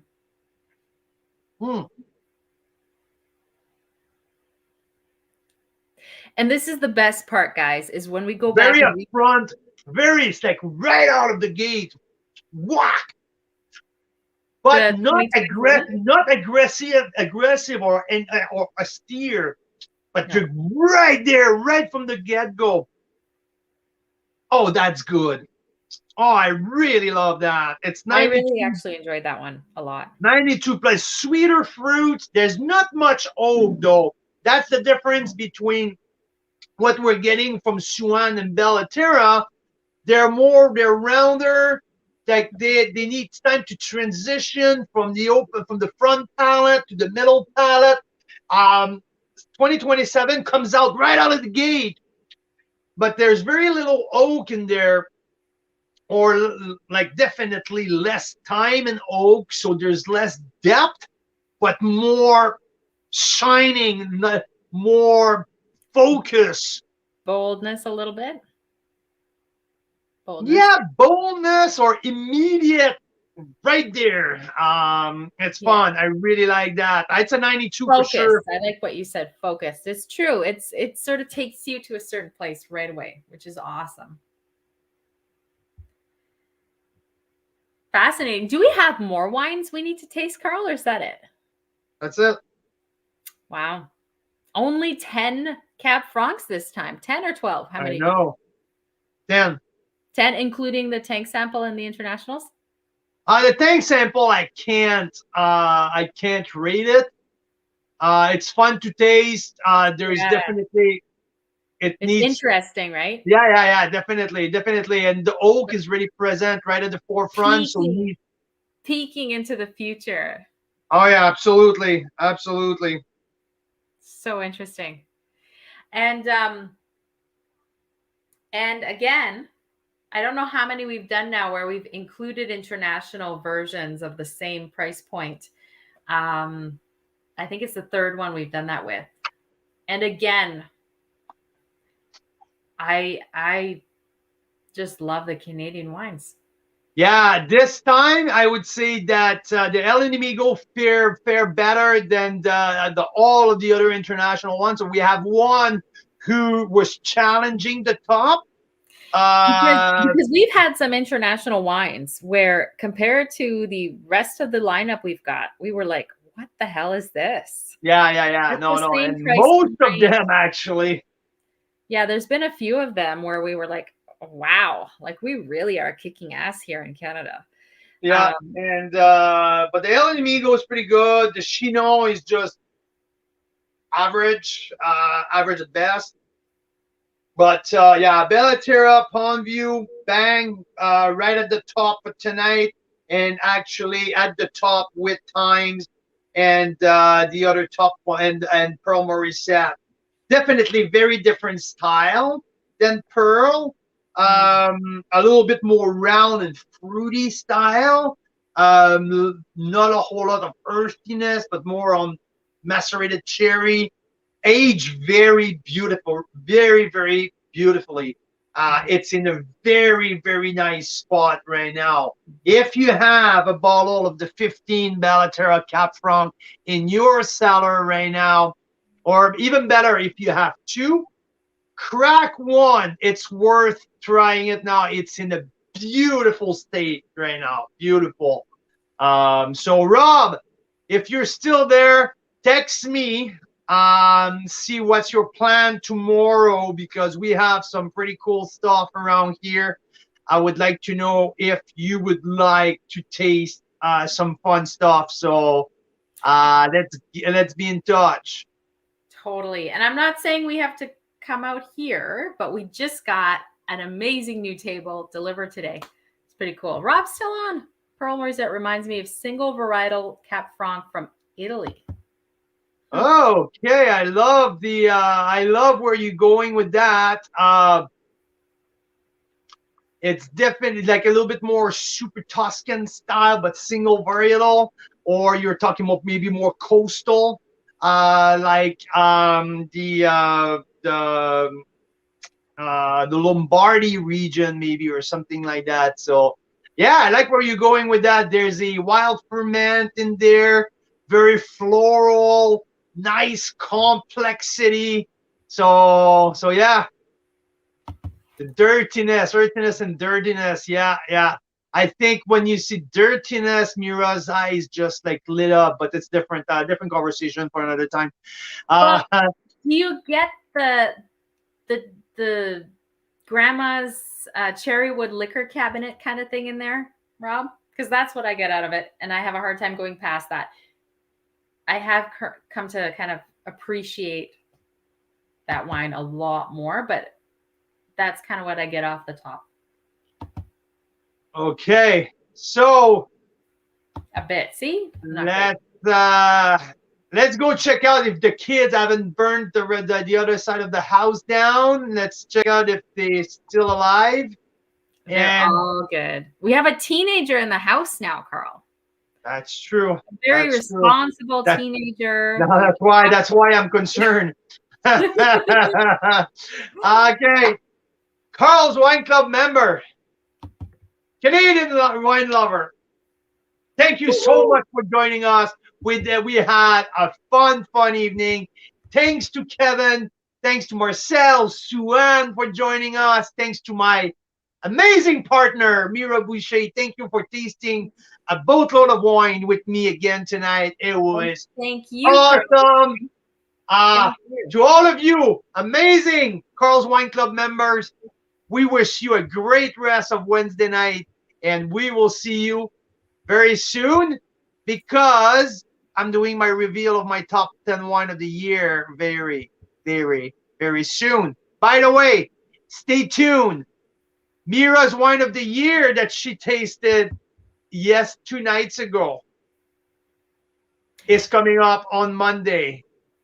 My Maverick Estate Winery from Oliver, BC had Mira down in absolutely, she was all over mine.